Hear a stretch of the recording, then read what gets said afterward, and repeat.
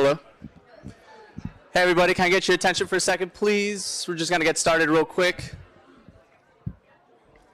All right, so I know everybody's enjoying your lunch. Please feel free to do so, but we are gonna get started with our first panel of the afternoon.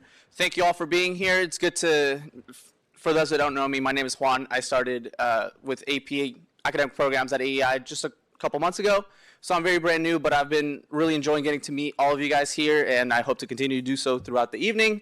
Thank you to the University of Florida for hosting us. As you can see, I got my orange and blue today. Go Gators. My school doesn't have a basketball team, so my school doesn't have a football team, so I can really say that.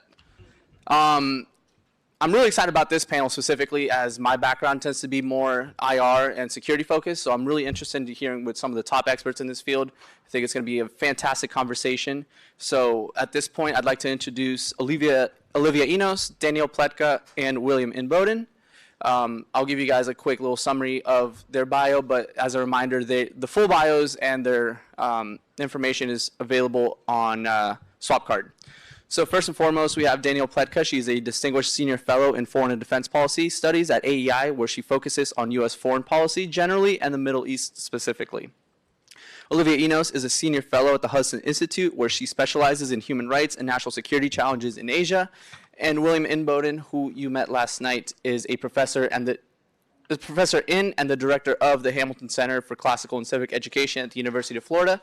So you guys will all join me in a round of applause and welcome them in our panel.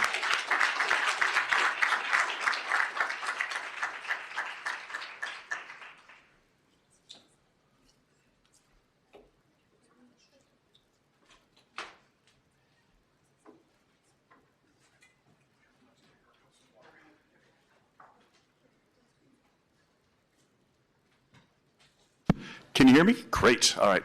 Good to see everybody again. Hope you got some good rest last night after our stimulating but rather late evening, and that you enjoyed your seminars this morning.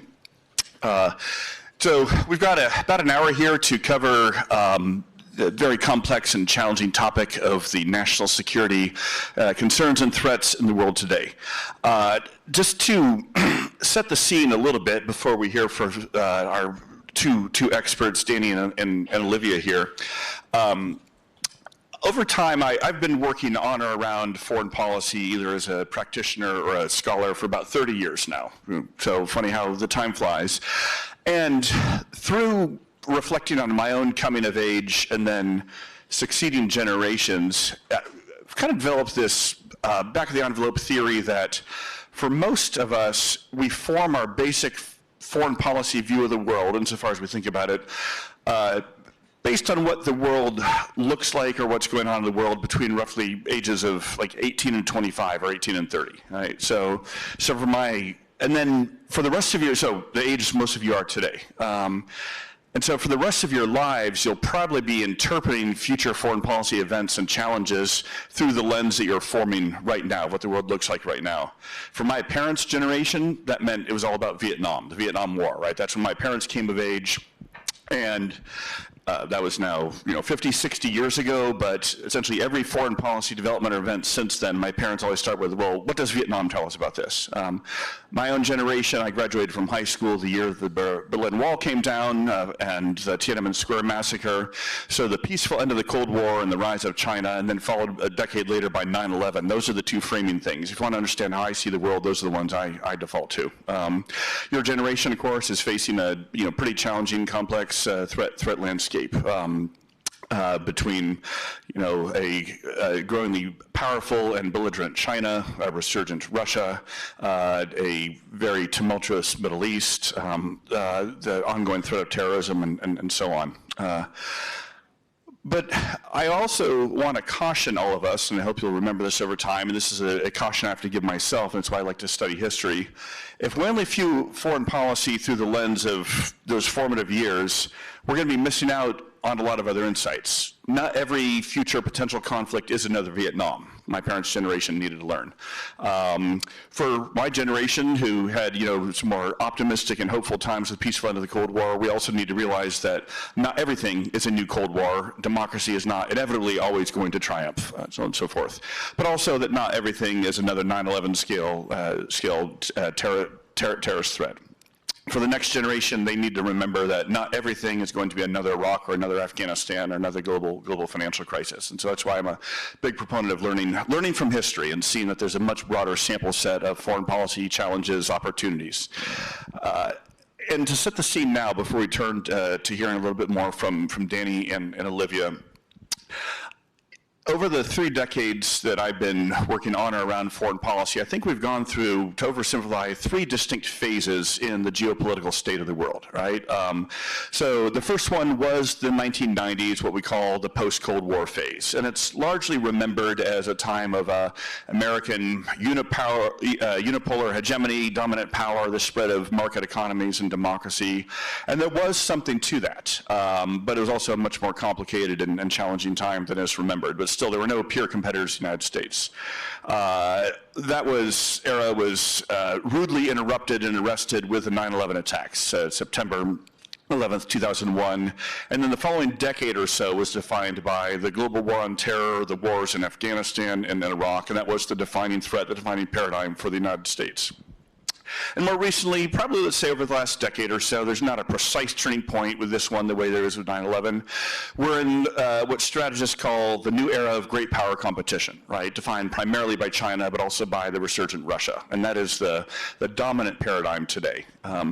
But if we use those paradigms, they can be helpful, but they can also be limiting. Because if you look across those 3 decades, those 3 shifts I mentioned, the unipolar moment of the 90s, the era of terrorism in the early 2000s, the great power contest today, there are also a number of continuities across that time. As Danny knows well, as I know well from having worked in these firsthand, all along over those 3 decades, Iran has been a constant menace, right? The Iranian threat, Iranian ambitions for a nuclear program, that's been a constant. North Korea has also been a constant menace across those decades, as Olivia can tell us more, including early efforts to acquire nuclear capabilities, which they culminated in 2006 with their first test. So North Korea has been a problem challenge all along. Genocides. A number of us are concerned and outraged about the ongoing genocide in Xinjiang by the Chinese Communist Party against the Uyghurs. Genocides, unfortunately, have also been a constant across these decades. The Rwandan genocide, the Bosnian genocide, the Darfur genocide in Sudan in the 2000s, ISIS genocide against the Yazidis, the Syrian genocide, so on and so forth. So genocide as a moral outrage, as a humanitarian concern, as a foreign policy challenge. The genocide in Burma, too. American allies in NATO and Asia free riding, not paying enough for their defense. That's been a constant for the last 3 decades. Frankly, that's been a constant going back to the formation of our allies 75 years ago, right? So even though we have these different paradigms to work with, there also are a constant state of threats and challenges that cut across those. And my final comment there will be, there is I think, unhealthy tendency, especially in American thinking on foreign policy, that when you see a foreign policy threat or challenge, we either want to solve it and fix it, or we want to walk away from it. We kind of veer between maybe excessively idealistic interventionism and then excessively naive isolationism. When in fact, especially with those constant challenges I mentioned, a lot of the art of foreign policy is just about managing problems. It's about keeping a small problem from turning into a big problem. It's about looking for ways to recalibrate or box it in, but just manage it. And I think sometimes if we bring that problem management mindset, we'll understand more about the endurance of these problems, but also ways to keep from getting worse. So, all right, with that, let's turn in and hear from our experts here. Danny, let's start with you. You, of course, have expertise in a number of foreign policy areas, but a particular one I know you've worked on a lot of your career is the Middle East. I think it's safe to say the Middle East today is a mess. It's a very difficult set of circumstances. Has there ever been a time in your professional lifetime when it hasn't been a mess? I mean, how do we think about the challenges in the Middle East today? Hamas's war in Israel, the Iran menace, and so on, in the context of the last few decades of the region? Thank you. Let's see. Flip that one up. Yes. There's nothing that makes you look so old as playing with your microphone and not knowing how to turn it on. But anyway, thank you, Will. It's really a pleasure to be here, and it's a pleasure to see all of you. I'm so happy that you're involved with the American Enterprise Institute. It's a great thing to see. No, the Middle East has never not been a mess. this is when people ask me, why did you get into the Middle East? I always tell them the same thing, because I don't like learning new names, and I never have to learn to say anything different. It's absolutely true. It is sadly a constant. And I think one of the challenges that we face right now, you're absolutely right, of course. When you look at the Middle East, we just a week ago passed the anniversary of the first government of the Islamic Republic of Iran, right? The rise of Ayatollah Khamenei. That has been a real constant in the region since 1979, so predating the end of the Cold War. But our attitude has really swung wildly. And I think Will says the right thing to you when he says that we have this tendency to either become idealistically over-involved or indifferently isolationist. And this is really what we saw in this era that is yours, that informs a lot of Gen Z and how they think about the Middle East, which is the Iraq War. Now, Afghanistan is not in the Middle East, but nobody really cares that it isn't. It's a bunch of people over there who are Muslim, and so they tend to get lumped into the same place, including by our former extraordinarily brilliant president, Barack Obama, who called them both endless wars. And now that expression has been picked up, of course, by people on the right who refer to things like Ukraine as another endless war, as if somehow we have troops on the ground there, which we don't. But we can talk about that afterwards. So I think here, what is important to understand from the Washington perspective is that we have never had a constant foreign policy towards the main threats that we see. So if we want to pick up two things over the last 40 years, they are Sunni extremism, right? Al-Qaeda, ISIS, okay? And Shia extremism, Hezbollah, Hamas, right? All of the popular mobilization forces, the Houthis in Yemen. And, you know, obviously, anytime you take something and you break it down like that, it's a vast oversimplification. On the other hand, the United States ignored Saudi Arabia for the longest time when they funded, fomented, and crowded out all forms of moderate Islam and basically supported groups like Al-Qaeda. So we had that, and we didn't care. Right? But we care a lot about what the Iranians are up to. Then after 9/11, suddenly we cared a lot about the Sunnis. This does not create optimal results, as I'm sure you can easily guess. Again, a vast oversimplification. But now if you want to stop and say, okay, what's happening today on February 16th?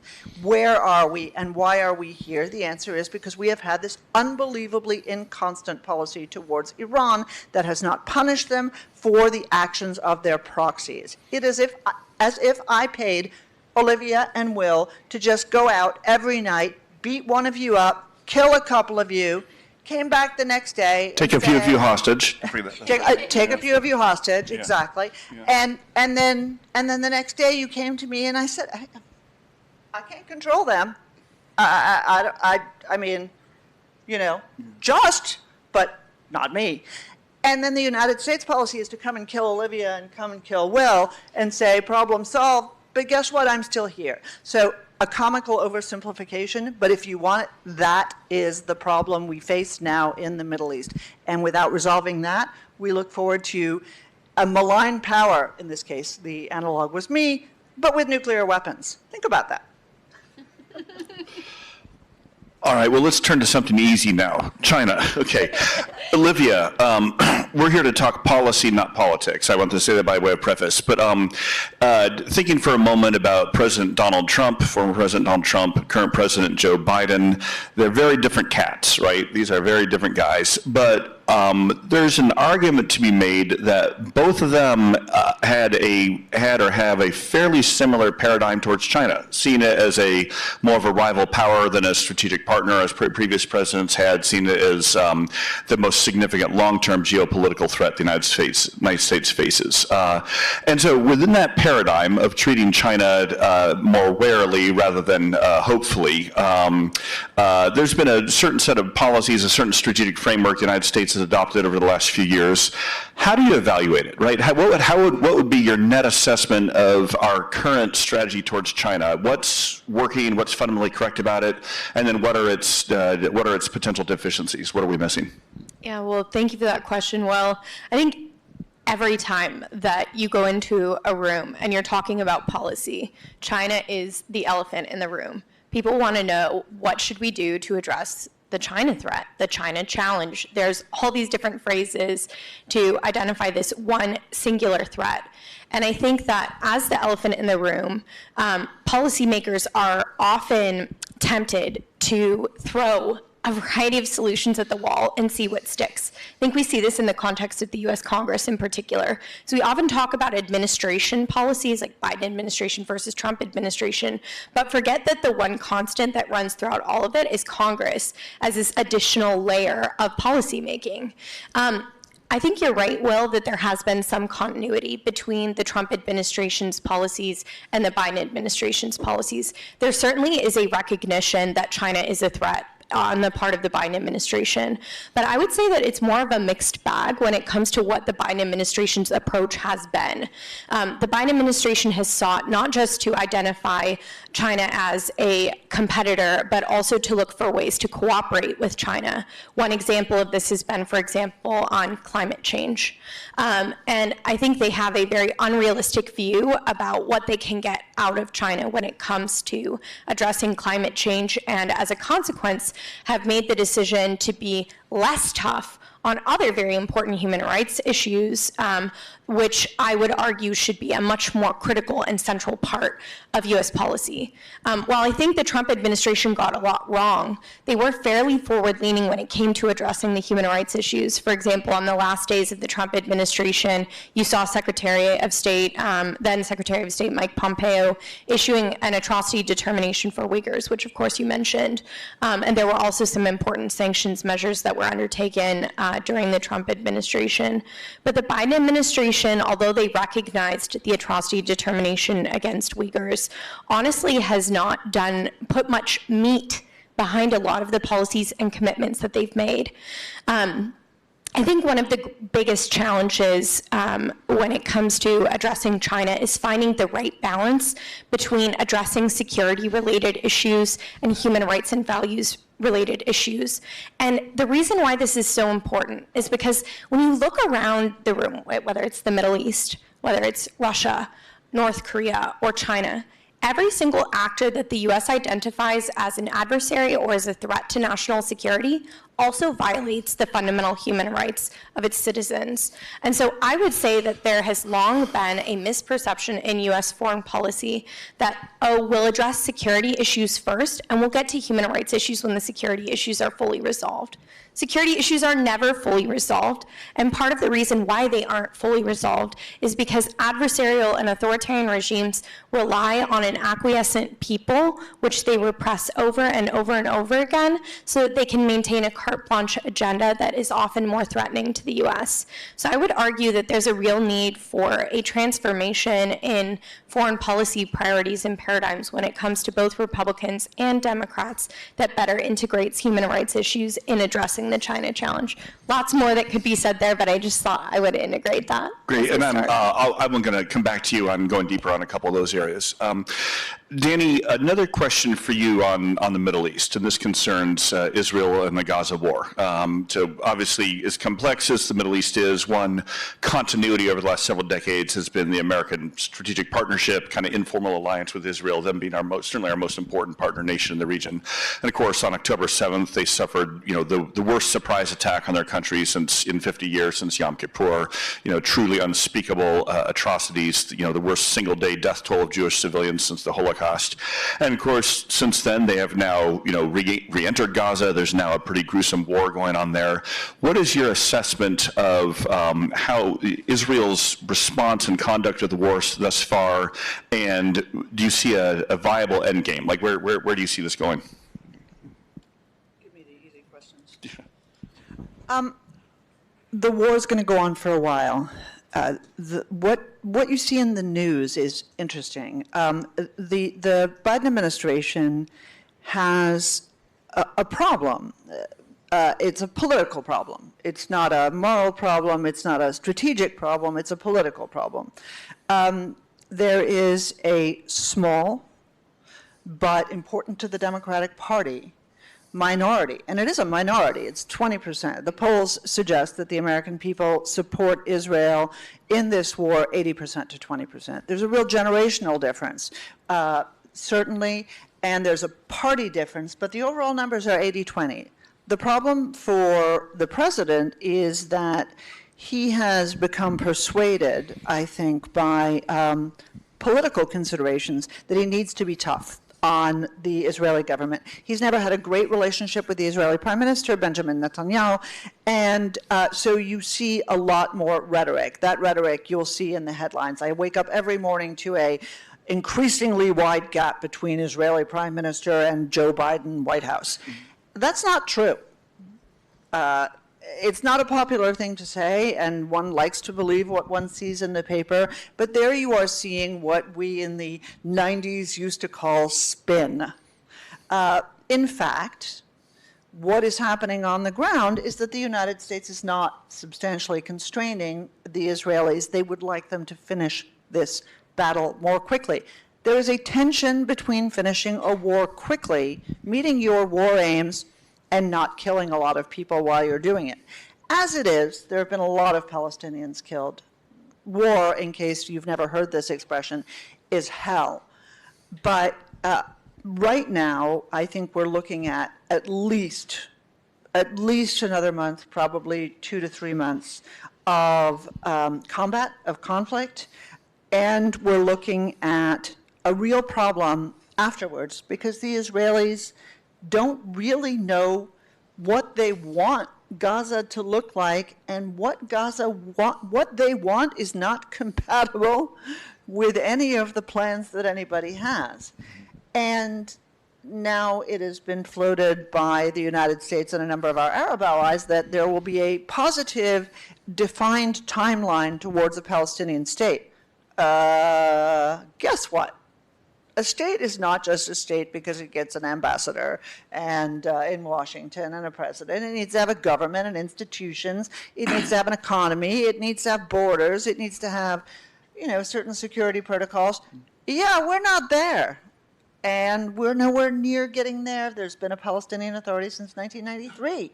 And we are frankly not that much nearer getting there than we were in 1995. And so these problems are not reconcilable, and the political overlay makes them almost impossible. There's the good news. Okay, all right, well, for something easier, we'll turn back to China. Okay, again, Olivia, to somewhat oversimplify, when Deng Xiaoping came to power in China at the end of the Mao era in the late 1970s and implemented, some pretty substantial economic reforms, there was this kind of implicit contract develops between the Chinese Communist Party and the Chinese people to the effect of, we, the party, will help improve your living standards, will help you get richer, give you prosperity, and you in turn will give up your freedoms. You in turn will, consent to the one-party monopoly of the Chinese Communist Party. And that more or less held over China's, 3-decade-plus economic boom, right? Really remarkable growth up through, Jiang Zemin and Hu Jintao. And then Xi Jinping comes along. And over the last few years, while we've seen tightening of his control, we've also seen a pretty substantial slowdown in the Chinese economy, right? And this seems to be more than just one of the normal cycles. We're seeing tremendous unemployment, especially on the younger generation. You've got the debt bubble, you've got the real estate imbalances, and you've got this truly catastrophic demographic situation too. And yet Xi Jinping appears to this outsider as still having a pretty strong hold on power. And so what is now the source of his control and his legitimacy, if you will? Is there a new sort of contract being formed since he's no longer helping them get rich and improve their livelihoods, but still wants to maintain the party's hold on power? Help us understand kind of the current state of the regime and what these implications might be for American policy. I want to, before I fully answer that question, I want to pick up on an important thread that you were talking about, this catastrophic demographic outcome. And I don't know how familiar all of you are with China's long-term policies, but many decades ago, China implemented a one-child policy. It evolved and later became a two-child policy. Now it's a three-child policy. So the Chinese Communist Party still dictates, how many kids a Chinese family can have. And while they initially did it in order to, have this so-called like great leap forward, all the economic benefits that you were mentioning, well, it's turned out to be really, really catastrophic. Right now, the percentage of elderly people is massively, massively higher than the working age population, which is certainly going to affect economic outcomes. And I think what's arguably even sadder is that in Chinese society, there's a strong preference for boy children as opposed to girl children. And so there are not wives and mothers and women in China, in no small part due to China's one-child policy. And I think that this one example is a great example of what happens when government intervenes in ways that overstep into private family decisions about how ordinary people should be able to live their lives. And you asked about how Xi Jinping has maintained his grip on power. He's maintained his grip on power by putting the party first. There's a fabulous book called China's Search for Security by Andrew Nathan and Andrew Scobell that says that China's primary foreign policy goals are to maintain its own internal stability and to safeguard its sovereignty. Those two principles undergird Chinese foreign policy and a lot of the ways that Xi Jinping thinks about his interactions. He justifies the very severe human rights violations that he engages in. Of course, we've talked about the Uyghurs in Xinjiang. There's an estimated 1.8 million people in camps there.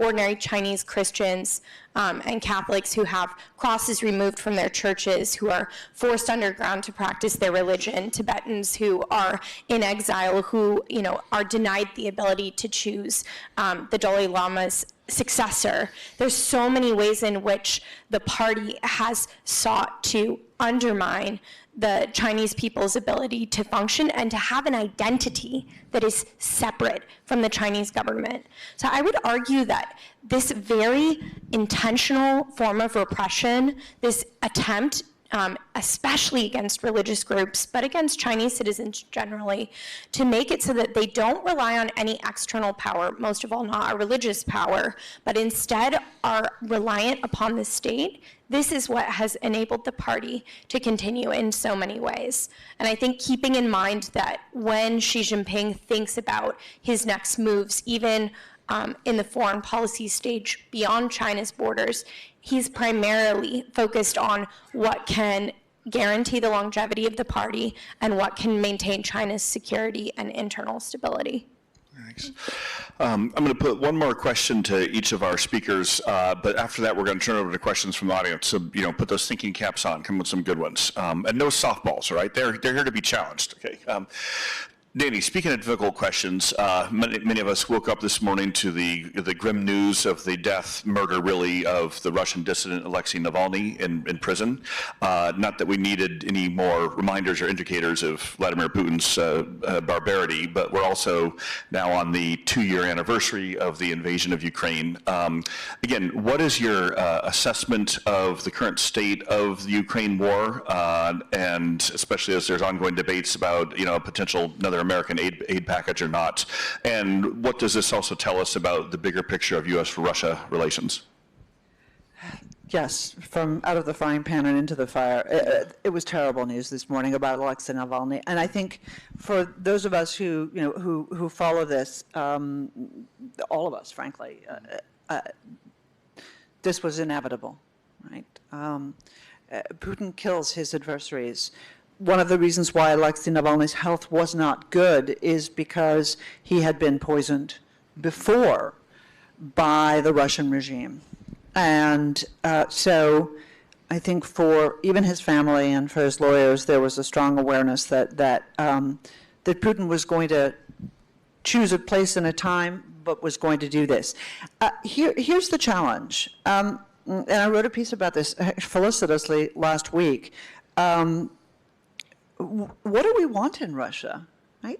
Can you tell me what America's goals for governance in Moscow are? There's an election next month, right? A presidential election in Russia.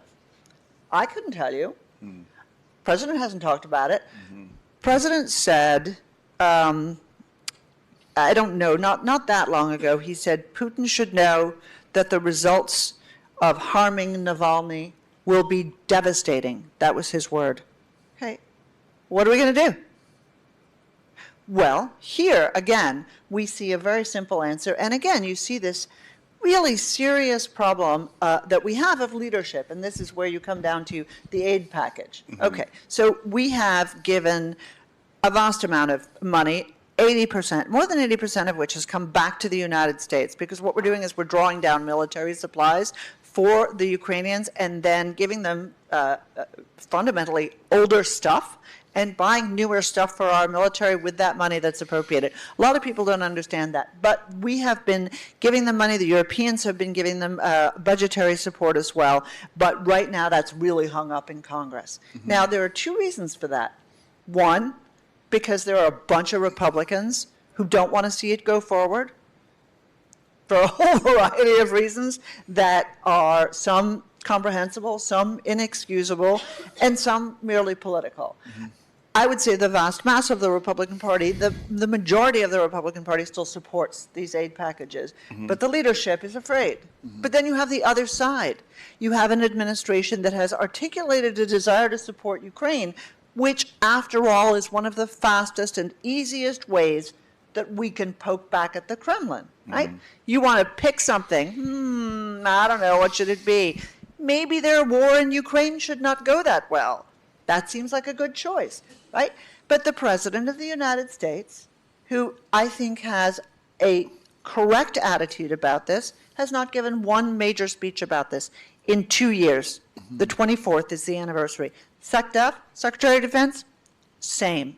Not a single major speech. No Oval Office address, no nothing. Last bit, okay, has slow-rolled the delivery of every single thing that Congress has set aside for the Ukrainians.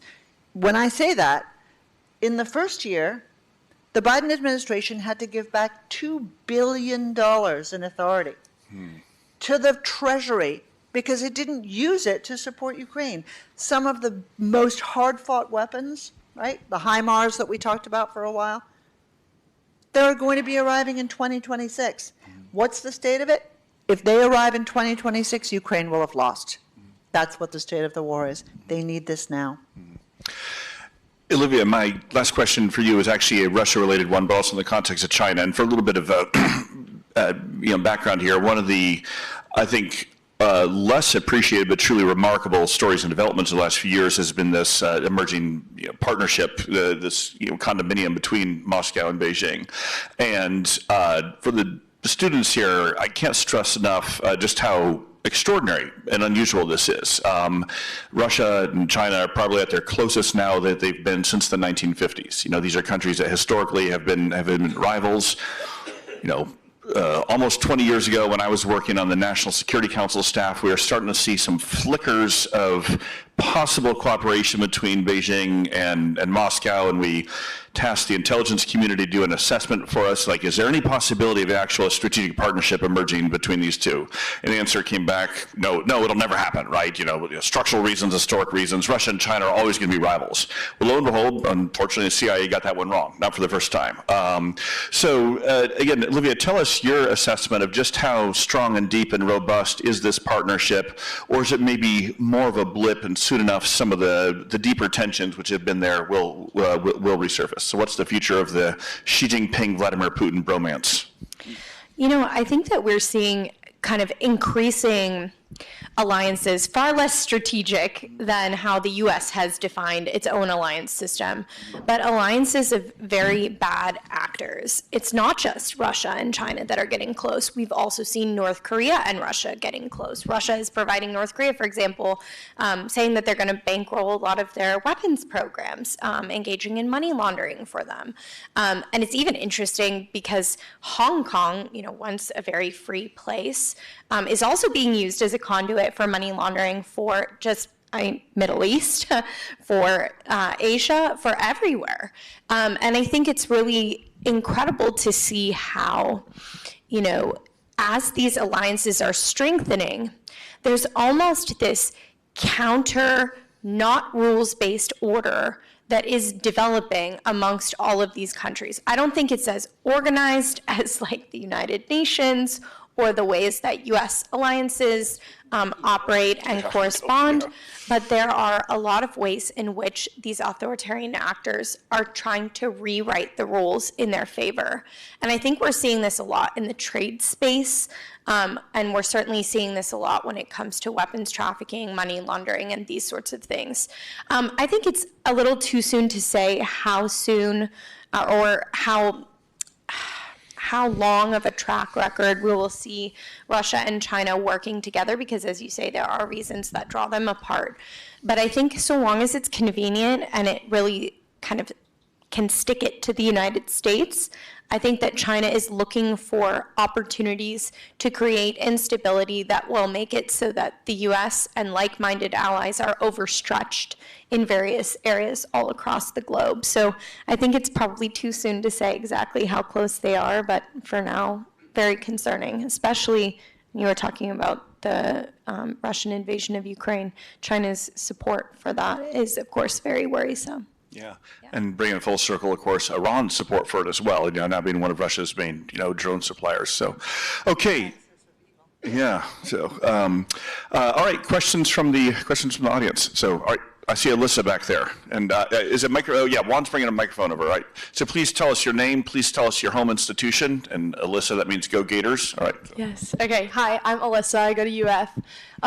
Danny, I had a question specifically for you. I wrote it down, so don't look at me weird when I read. Okay, what are your thoughts about the suspension of funding to the UN Relief and Works Agency, and how do you see successful relief moving forward? Do you think it'll be larger nonprofits stepping up? But unfortunately, a lot of these are not bipartisan, so what are your thoughts? So you're asking me, Alyssa, about the United Nations Relief Works Agency for Palestine Refugees, right? What we call UNRWA. UNRWA is the only United Nations specialized agency that is dedicated to one group of people. There are no others. There aren't any for the Uyghurs. There aren't any for anybody else. Not the Rwandans, not the Syrians, not nobody, right? Just that one. And the United States is by far the largest funder of UNRWA. Okay. We don't fund it directly with appropriations. We usually fund it through other refugee accounts at the Department of State and through AID. Right now, as we speak, there are meetings going on between senior members of Congress because there is a question about whether to stop that funding, right? Stop that funding going forward. Why is this in question? Because now it was revealed today at the Munich Security Conference by the Israeli Foreign Minister that at least 30 members of UNRWA, and UNRWA works all over Gaza, at least 30 members of UNRWA were participants, not photographers, not cheerers, but participants in the October 7th attack. Okay? Now, just so people understand about October 7th, there were 2,000 to 3,000 members of Hamas that crossed over the border from Gaza into southern Israel. So a lot of people. 30 members of UNRWA is not enormous. There are 12,000 UNRWA employees in Gaza. The Israelis believe that approximately 10% of them are either members of, part of, supporters of, involved with in some way Hamas or Palestinian Islamic Jihad. Here's the problem. Can you help the Palestinians who definitely, desperately need support without doing it through UNRWA? That, at the end of the day, is the argument that's going on. I believe that the United Nations High Commission for Refugees can actually do that, since they manage the whole rest of the world, and they're not actually implicated in decapitating babies, murdering and raping women, taking dead bodies across borders, that sort of nasty stuff. But that's the fight that's going on right now. And there's a long, complex story behind it that I'm not going to tell right now, but if you want to know more about it, I'm happy to point you in the right direction. All right, other questions? Right here in the front. Thank you so much. Hey, hi, my name's Natalia. I'm from Junior University in Madison, New Jersey. My question kind of jumps off of yours, Alyssa. Your question more so on the UN. I don't know if it was like an investigation or determination of whether or not the war between Hamas and Israel is genocide, and then saying yes and no, or it's too early to determine, or it's not enough to determine, and then there's going to be a massive investigation afterwards to determine whether or not it is a genocide. So do you believe that that will change essentially the rules of conduct or the ways of conduct in the war, and essentially maybe leading to a more quicker resolution, a different type of resolution, or how do you think that that determination will change or possibly change the conduct of conflict? I don't think it's going to change the rules of conflict because I think that ship has already sailed. Okay, what we look at in Iraq, just to take it away from the Israelis and Hamas, what we look at is combatants on the other side who do not observe the laws of war, right? You are not allowed to be dressed as a civilian, right? When I send them out to do their bad deeds, they're not, they go out like that. That's against the laws of war. Sorry, guys. They're really actually very good people. They would never do something like that. But Hamas all looked like this. ISIS all looked like this. Okay? Al-Qaeda all looked like this. That's a violation of the laws of war. Okay? You can't just say, well, I'm a terrorist and therefore that's okay. Right? That's not how it works. Okay? We are bound by the laws of war, and so are other parties. Okay? And that goes for the Palestinians as well. Hamas is a terrorist organization. They don't observe the laws of war. They don't observe the laws of humanity. They don't observe the laws of anything. Now let's go to your question of genocide. South Africa brought a fundamentally anti-Semitic case to The Hague. The International Court of Justice, even the International Court of Justice, which is in itself an extraordinarily biased institution, said that there was no genocide going on. I'll just give you the numbers. In 1948, when the State of Israel was created, okay, there were, we can argue about it, maybe there were 100,000, maybe there were 200,000, maybe there were 600,000 Palestinian refugees who left that territory at that time. There are now 5.9 million Palestinian refugees, according to the United Nations Relief Works Agency. Can I just say, I realize that a lot of people don't like the Jews and feel comfortable with anti-Semitism, but apparently the Jews are also really bad at genocide, because if you're able to go from that small number to 6 million, there's not really a genocide going on, right? And it's important not to throw those words around lightly.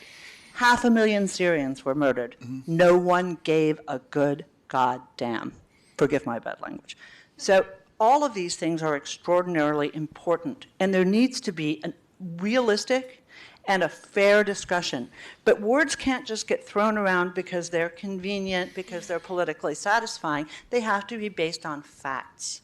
And that's the difficulty here. It's very hard to have a factual conversation because it is a terrible situation for the Palestinians who are Hamas's victims and for the Israelis who are Hamas's victims. And if I could just add here, when it comes to making an atrocity determination, the central question is whether or not the actor has intent to destroy in whole or in part a group on the basis of their ethnicity, their nationality, their religion. It's very discrete.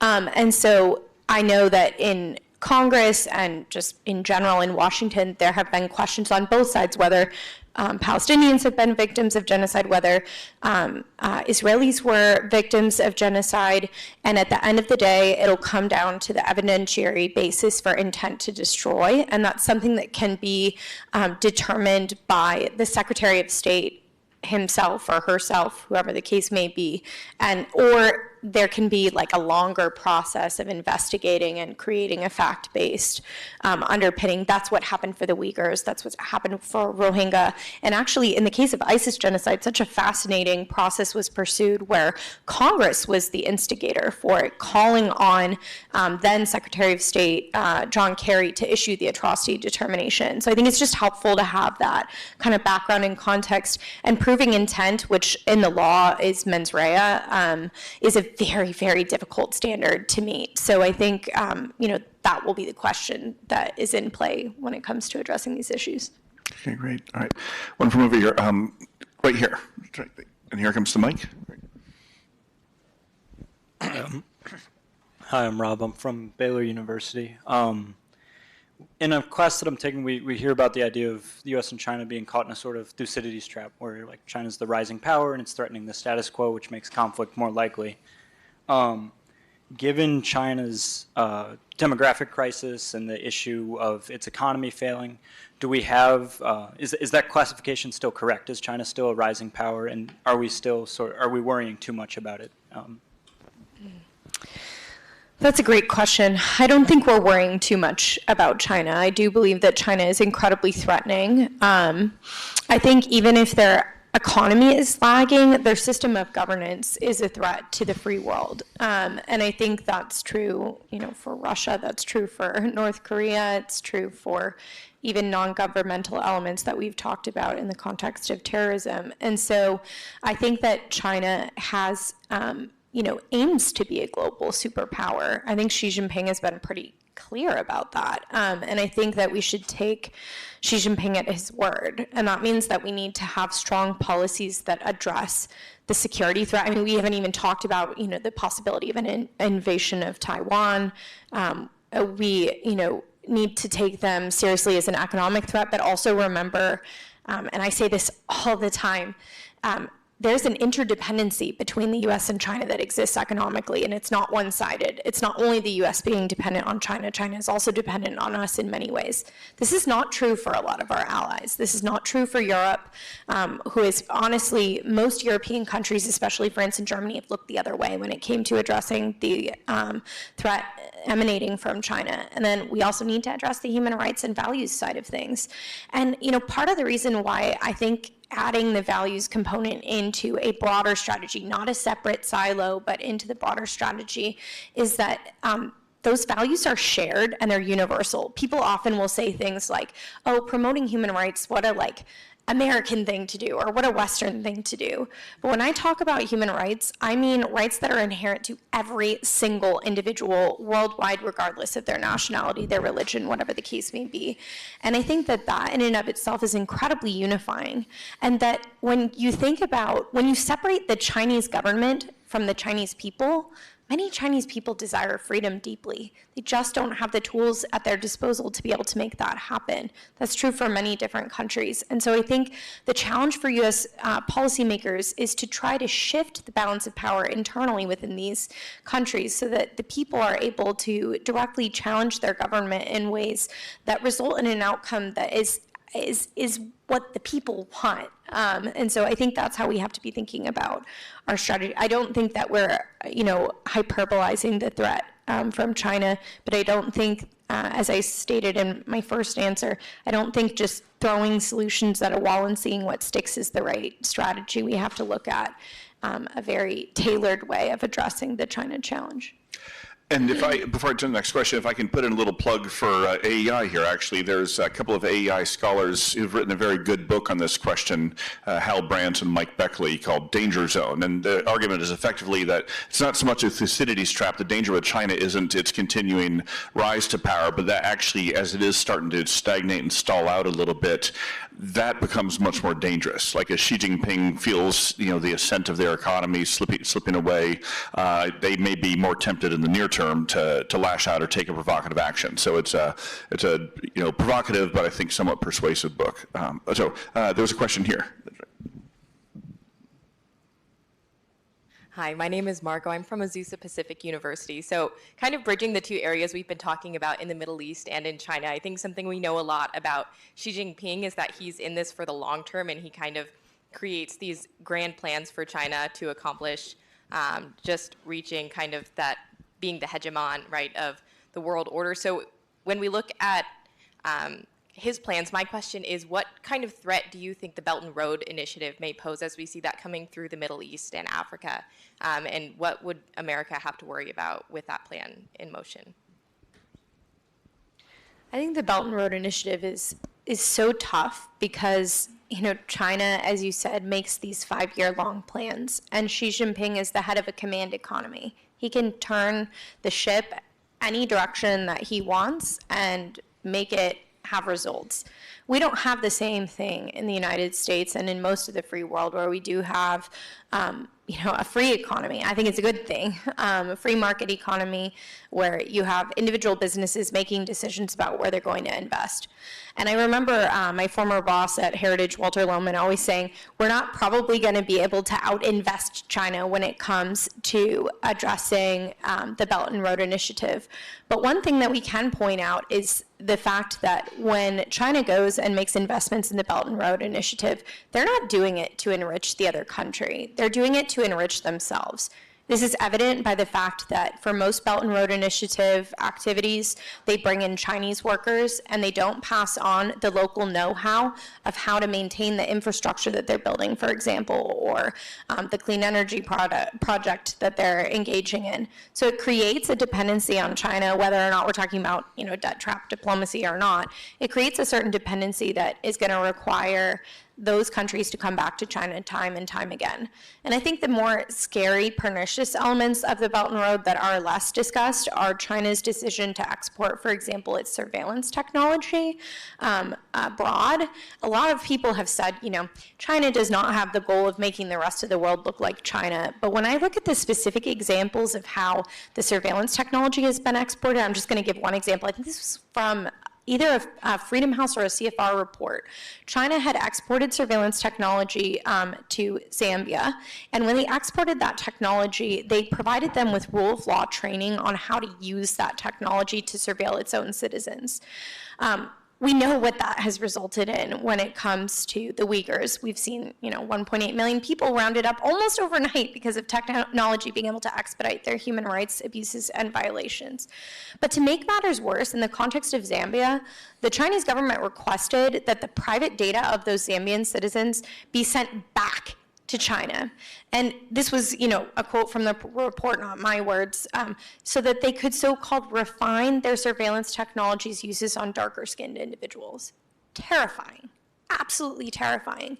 And so when people say, the CCP isn't trying to make the rest of the world in China's image, maybe they're right in a sense, but they're wrong in this specific instance, and that gives me pause for concern for the other ways that the CCP is using Belt and Road or other means of engagement with other countries. And just one other, final comment. They also did this at the African Union. When they created the African Union building, they built it, and they were receiving nightly downloads from the servers of the African Union building so that they could essentially spy on what was happening at the African Union and be able to coerce future actions or influence because they knew exactly what the African Union's leaders were thinking about.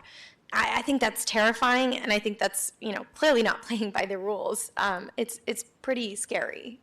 So thank you for that question. I want to just add something that I think, because everything that Olivia is laying out is exactly correct, but in terms of the complexity of how we face up to this, we've never had an adversary with whom we've been so economically enmeshed. Right? We've never had an adversary that is as rich as China, even though I think Michael Beckley and Hal Brands rightly identify Chinese weakness as a problem. One of our scholars, Derek Scissors, who writes a lot about this and has written a lot about Belt and Road, he and I wrote a piece, must be 4 or 5 years ago now, for the New York Times, about how U.S. pension funds invest in Hikvision, which is one of the main surveillance companies out of China that has been sanctioned by the U.S. government for its activities and surveillance facilitation of the Uyghurs, right? The TSP, the Thrift Savings Plan, I got a lot of money in there, right? That's the federal government. All federal government retirement plans. You're right, your federal government retirement plan. A lot of state pension plans. They own stock in Hikvision, which is still listed on the New York Stock Exchange. How do you figure that out, right? How do you not facilitate, finance, underwrite, subsidize? How do you deal with those things? And Congress hasn't figured it out. States haven't figured it out. Companies haven't figured it out. This is just one little tiny pinprick of the challenge that Olivia is talking about. It's fascinating. And I'll say, oh, go ahead. I was just going to say, and for anyone who wants to know about China's economy, Derek Scissors is a fabulous resource. We used to work together at Heritage, and now you guys are lucky to have him at AEI. One other quick observation on this, again, going back to learning from things we've gotten wrong in the past, which I hope your generation can, learn from your elders' mistakes, right? When I first started working on China policy from Capitol Hill in the 1990s, it was the early golden era of this engagement strategy of hoping that as we, deliberately intertwined our economy with China's, that economic growth there would lead to political reform and better behavior, and obviously it didn't happen. But there was also a very particular hope, voiced especially by the Clinton administration, that as China got the internet, it would inevitably lead them to opening up and democratizing. And it sounds absurd now, but it was actually plausible at the time, right? Okay, the internet, an independent source of information, means the Chinese Communist Party can control what its people are hearing and thinking.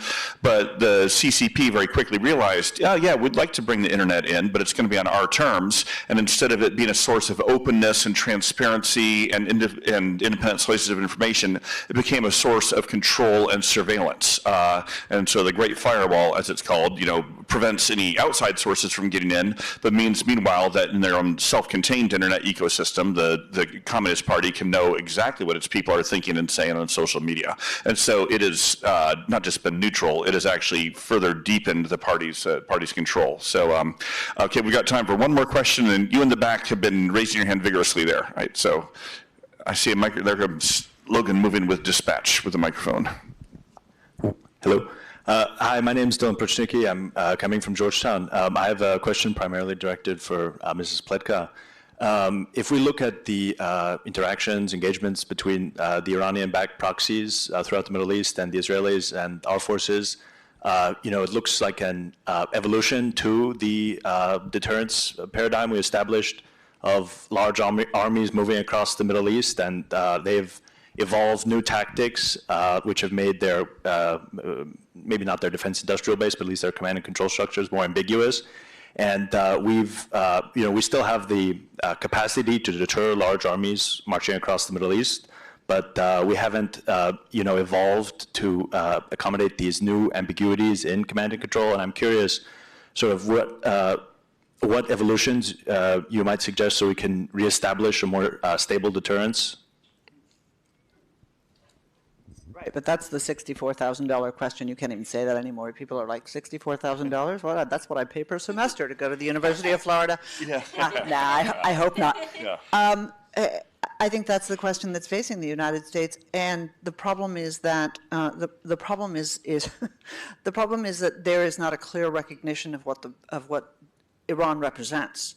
If you accept that Iran is a country that we wish to have diplomatic relations with and that we wish to diplomatically, maybe economically, move away from its nuclear weapons program, it becomes a very serious challenge to try to figure out how to deter them from doing the other things, for exactly the reason that Olivia talked about with China, right? Because despite the fact that you would think that we, the United States of America, are capable of chewing gum and walking, in fact, we are not capable of having a serious integrated policy. The Middle East is plagued by people, some of whom teach at Georgetown, as I do, with people who love to put things in baskets, baskets, a three-legged stool even.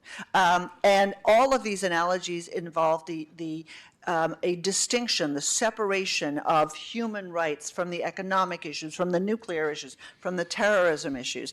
And they cannot be separated because they are integral to the regime and integral to the regime's policy. So we don't want to understand what the regime is, and because we don't want to, we refuse to for political reasons, we cannot develop a deterrence strategy against them. Right? Because if you fail to understand what your enemy is, you don't exactly know how to hit them. And this has been our challenge. This is why we keep hitting the Houthis and thinking that somehow this will resonate in Tehran. As one last half sentence, Iran will fight to the last Palestinian, the last Syrian, the last Iraqi, the last Yemeni, the last anybody else. Okay? We don't understand that as a matter of policy, and if we don't, we cannot deter them. Olivia, any final thoughts on this or any other questions? Okay, well, it is break time and then another panel awaits, so please join me in thanking these marvelous panelists. So.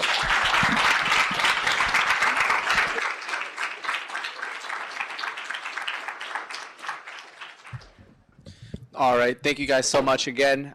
If you guys found any of this interesting, Our summer honors program offers a class on the Middle East, as well as China and the Indo-Pacific, as well as 18 other courses that we have available. So I implore you guys to take a look. At this time, we're going to have a quick little 15-minute break. If you guys would like to use the bathroom, get some snacks, we'll reconvene around 2:45. Thanks again.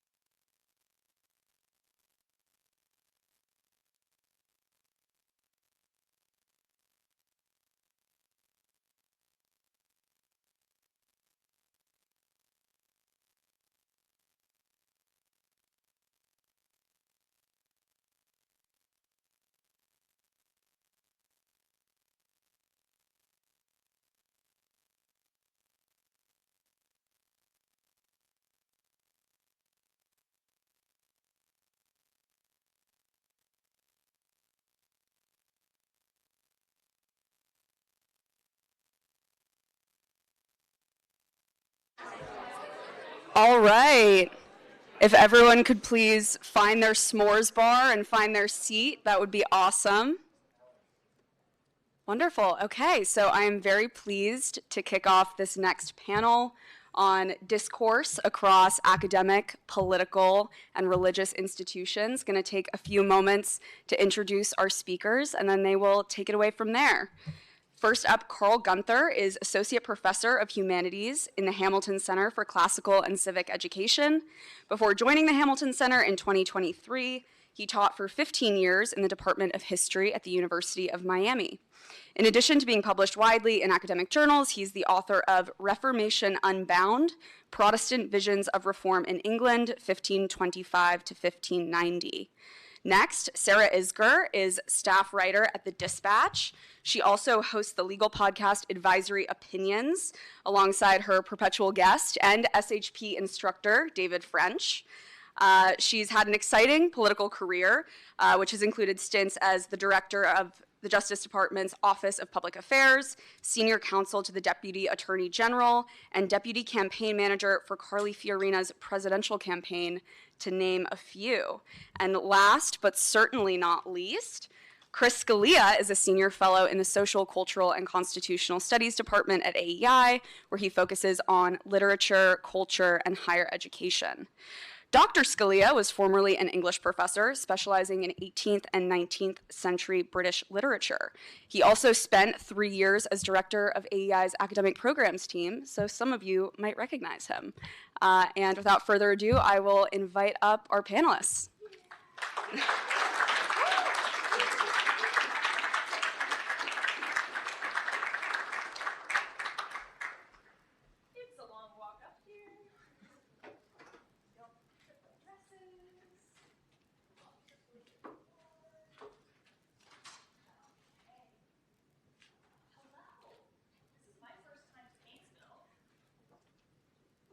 And now the microphone's on. Driving down here from Jacksonville, by the way, I grew up in sort of outside Houston, rural East Texas, and boy, it felt like driving through home between the Spanish moss and every time you see one of those metal gates that says private property, no trespassing, and you're like, but I don't even know if there's a house on that property. And the occasional cow, just like random scatterings of cows. I felt right at home, so thank you. In fact, one house had like, y'all probably don't think of them this way if you're from Florida, but there's a metal star with a circle around it. That's that's the Lone Star that we hang on our houses. No, that's no. Anywhere rural. Nope. Thank you. I'm pretty sure in Southwest Virginia they are not honoring Texas with those stars, at least not consciously. I will go house to house and leave them a nasty note. Okay. Anyway, today's panel is going to be on civil discourse, despite what you just saw from Chris, which was incredibly rude. Roanoke, Virginia is the star city of the South, okay? Long before Texas was a state. I'm just putting that out there. So. Fighting words, friend. So I wanted to start with a little bit of my experience of 20 plus years in DC. For each of you, because I know many of you are thinking of coming to DC, and it's always important to know your history before you show up in a new place. So when I started in 2001 in DC, it was considered an important part of your social resume to have friends from the other political party. It would be something you would brag about. It was a way of signaling that you were going to actually make it in this town. If you had those types of friends, you would certainly mention, like, well, I went to brunch with, you know, another intern from the DNC. And you were mirroring that because that's what senators did. That's what, I mean, every House member would have, like, a buddy from the other side. Fast forward, not only is that not the case anymore in DC, but in fact, you would never tell someone that you had had brunch with someone, if you were at the RNC, with someone from the DNC, because it would, at best, signal that you're a squish, and at worst, signal that you're a potential traitor to your team, simply to socialize with someone from the other side. And it is both a metaphor but also an explanation for a lot of what's going wrong in DC right now. So I think it's important for those of you who do plan to come to the city or work in politics or really have any role in citizenship whatsoever in this country, to not do that, do the opposite of that, and model that behavior for others. So I wanted to ask each of you what the last 20 years in your fields and places have been in that evolution. So I will talk about this primarily from the perspective of somebody who had been in academia. But if I can begin by building off of what Sarah was describing, kind of these intra-party friendships. My father was on the not to name drop, but my father was on the Supreme Court for a little while, and he was what basically considered a conservative member of that court. And he was friends with somebody who is generally considered, well, he got along with everybody on the court, but one of his best friends was Justice Ginsburg, who was not conservative. And they had been friends before they were judges together, and they were judges on the DC Circuit Court of Appeals for a while. So that kind of really, they became very, very good friends then, and then on the Supreme Court together, their friendship continued. And after he passed away and after she passed away, in both instances, there was a lot of talk about, well, these guys were polar opposites, but they got along. How did that happen? But they weren't really polar opposites. They had, they did have very different personalities. She was pretty quiet and my dad was not. But they did have a lot in common otherwise, and they focused on those things they had in common.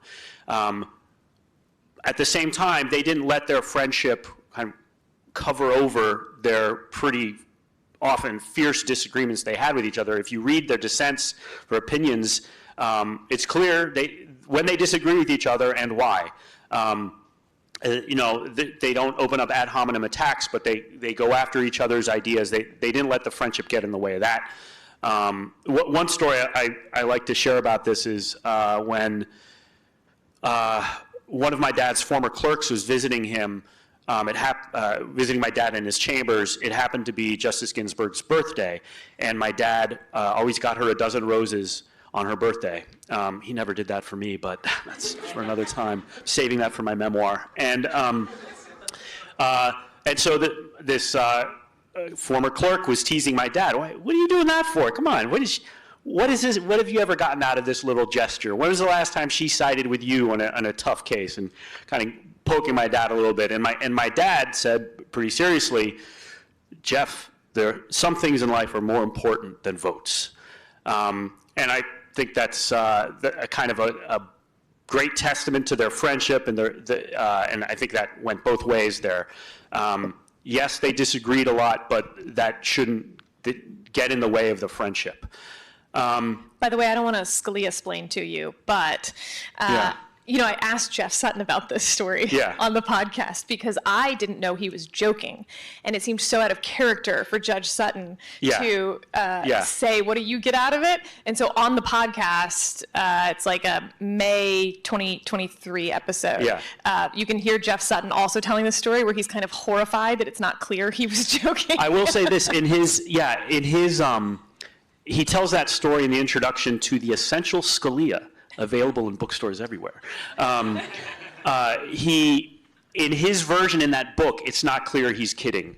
But when I tell this story, I think there's no way he was serious. So I've always kind of, assumed he was joking. And so it's good to have that confirmed. But yeah, Jeff is great.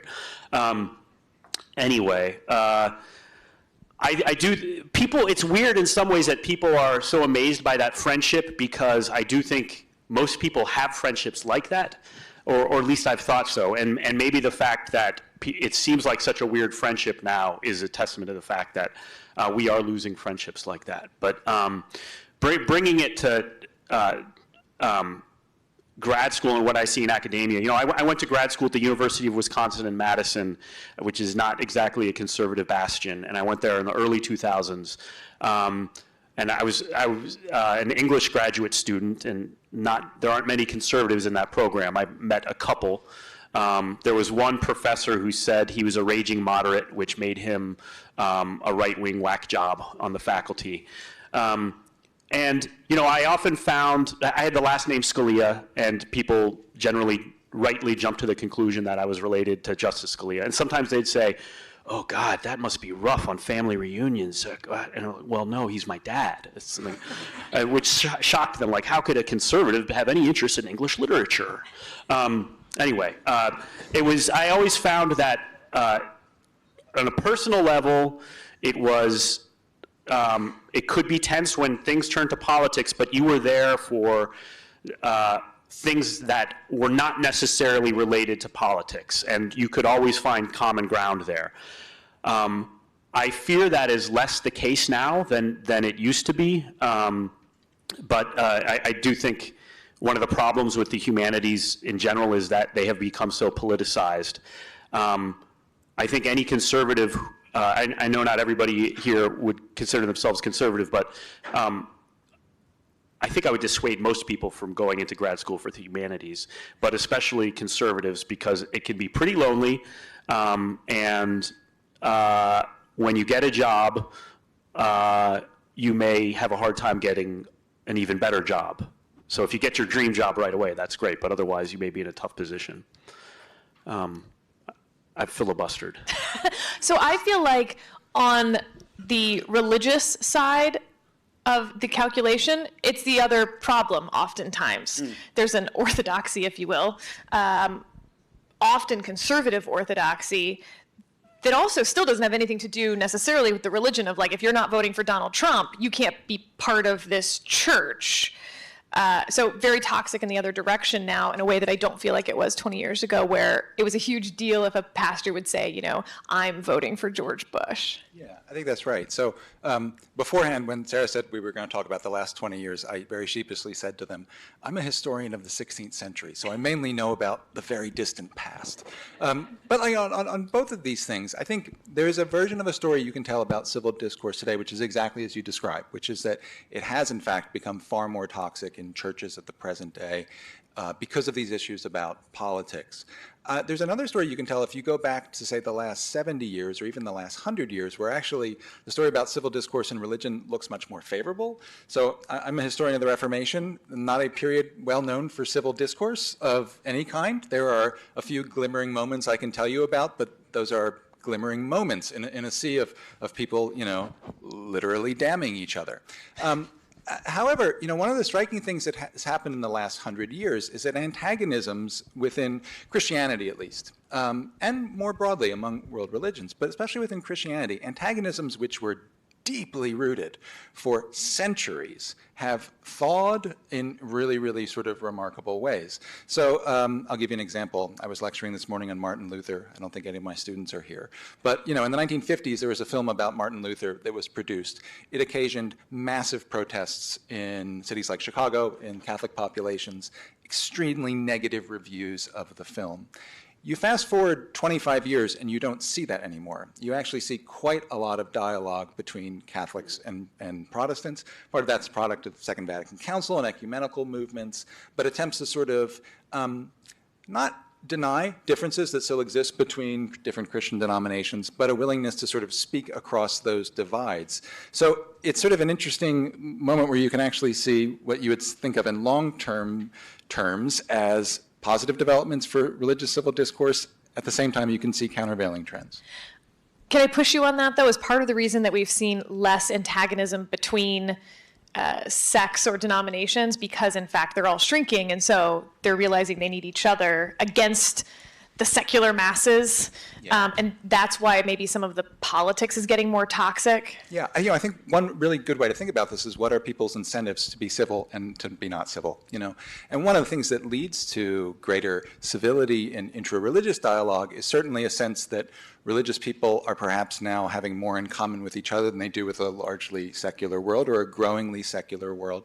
It's also about perceived political allegiances between evangelicals and Roman Catholics in the 1970s that all of a sudden give them a reason to think we have something to gain by being civil and by being an us rather than opponents.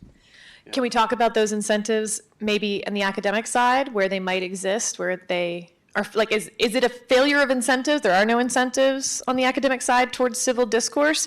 Because to me, it seems like there's an argument, right? There's free speech problems on a lot of these campuses. That is one type of civil discourse problem.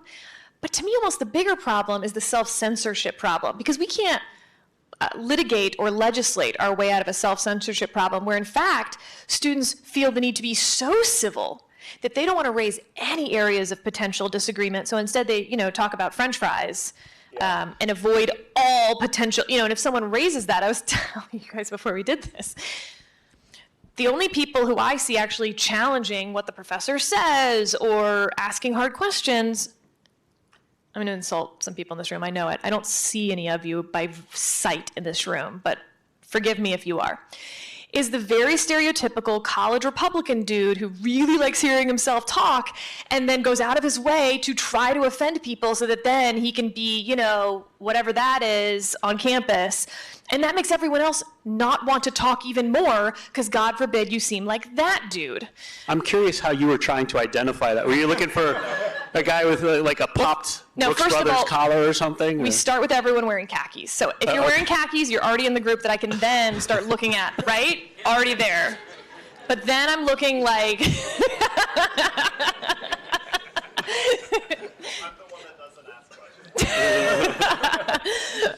Anyway, y'all all look lovely. Yeah, it does seem like I think there's kind of you can see that from a positive perspective. You don't want to upset other people. That's the positive way of looking at it. The other possibility is that people aren't speaking up because they don't want to get slammed on social media or socially ostracized otherwise. But on the other hand, you have people protesting and saying incredibly ridiculous and upsetting things during marches. We've seen plenty of that in recent months. I always have to quote my boss, Yuval Levin, for every appearance I do. And this is being filmed, so I better do it now. But one point he often comes back to is that the problem isn't that we disagree with each other; it's that we've forgotten how to disagree well.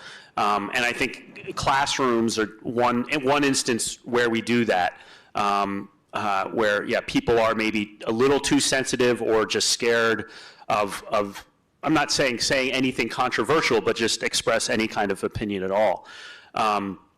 And I think it's a job of professors. I don't know how much administrators could help with this, but of professors in the classroom to sort of create room for that conversation and to professors can usually tell when somebody wants to talk. Professors can cold call on that student and say, well, what do you think? I see you're stabbing your desk with your pencil. You seem like you want to say something. And I think a lot of it has to go on outside of the classroom as well, where I don't know how much conversation about actual academics or much of anything goes on, anything serious goes on outside of the classroom, but that's a place where you need to practice the kind of conversation with people you disagree with. And a lot of that relies on having friends you do disagree with and you can trust them, not to suddenly ostracize you if you would disagree on an important point. I think a lot of the reasons people in some communities, like maybe religious communities, ostracize people who vote for Biden, and on campuses ostracize people who vote for Trump or whatever, is that these issues have become life and death issues. And if you disagree, you are, let's take an example from campus, you're supporting oppressors. And if you believe in civil discourse, you are supporting a type of white supremacy. You actually see that actual argument often. It's generally only when a Republican is in office, the president. When a Democrat is president, civil discourse is really important. But when it's a Republican, it's a form of white supremacy. Those incentives are really really aggressively hurting the kind of discourse that could be productive and helpful. I think also, part of it is that uncivil discourse can be quite easy and quite satisfying. If you disagree with somebody and you decide that that person is wrong because they are delusional or because they're a fraud, that's a very simple explanation. It's not particularly hard, and it allows you to feel morally superior to them. Civil discourse is about like hard disagreements where you have to actually decide whether what you believe is true or not, and you have to be open to very, very challenging critiques of yourself. Read a Socratic dialogue. Like, there's a reason they killed Socrates. Socratic dialogues are not fun. They're unpleasant. Socrates keeps poking and poking and poking. And I taught this semester Alcibiades 1. And there's one point where, Socrates has demolished the way Alcibiades thinks. And Alcibiades sort of rolls his eyes and says, "You're just going to do it again to me now." And Socrates says, "Yep." And that's hard, and it's not fun. And you often come away from it having to admit, I was wrong about something. And I think that's also part of the challenge, too, that civil discourse is hard and unpleasant. Yeah. So a few things. One, I've taught this class at George Washington University for the last 5 years, and I do it with Socratic method, so I'm feeling kind of bad for my students right now. But it's a way to ensure that the students don't defer to one another, because I just assign them roles. Like, well, you're Trump's campaign manager today, and you're Biden's campaign manager, and you didn't get to pick what you are, and therefore the other students can't judge you. Mm-hmm. I'm the one who gets to judge you of whether you're good at the job I just gave you. And I think that opens up some of that dialogue a bit. When I think about why that trajectory has happened in DC, though, again, I said it was a symptom, right? And a driver. There have been a wave of retirements in Congress announced in the last just 2 or 3 weeks. The people who are retiring are not random. They're the people who came to Congress because they wanted to legislate. Legislation requires compromise. It is messy and ugly and annoying and long and stupid, and the other people are all stupid and horrible, and that's how you end up with legislation, to actually long-term fix problems. The last thing you want if you care about climate change, or name your topic, is for the president to fix it, because at most it lasts for 4 years. Realistically, you're talking it takes 2 years to do anything in administration. If they have 2 terms, maybe it lasts 6 years. And then it's undone in the first 6 months of the next administration. And then you have to wait another 6 years, and then you ping pong back and forth. It's a disaster. The Clean Power Plan case that was decided at the Supreme Court was a initiative by President Obama, undone by President Trump, and President Biden then came up with something different than what President Obama had. So, back to Congress. The legislators are retiring because nobody else is willing to come to the table to do that compromise. Because if you compromise, you're just going to get primaried from the other side, from your flank, right or left. And so what you're seeing are the legislators leaving Congress and the cable news pundit congressmen coming into Congress. Because the only people who aren't super frustrated are the people who are actually doing what they want to do, which is nothing to do with legislation, but in fact, mostly sitting on cable news. In fact, a lot of the new congressmen don't even hire legislative staff anymore. They just hire bookers and more comm staff, which is pretty depressing.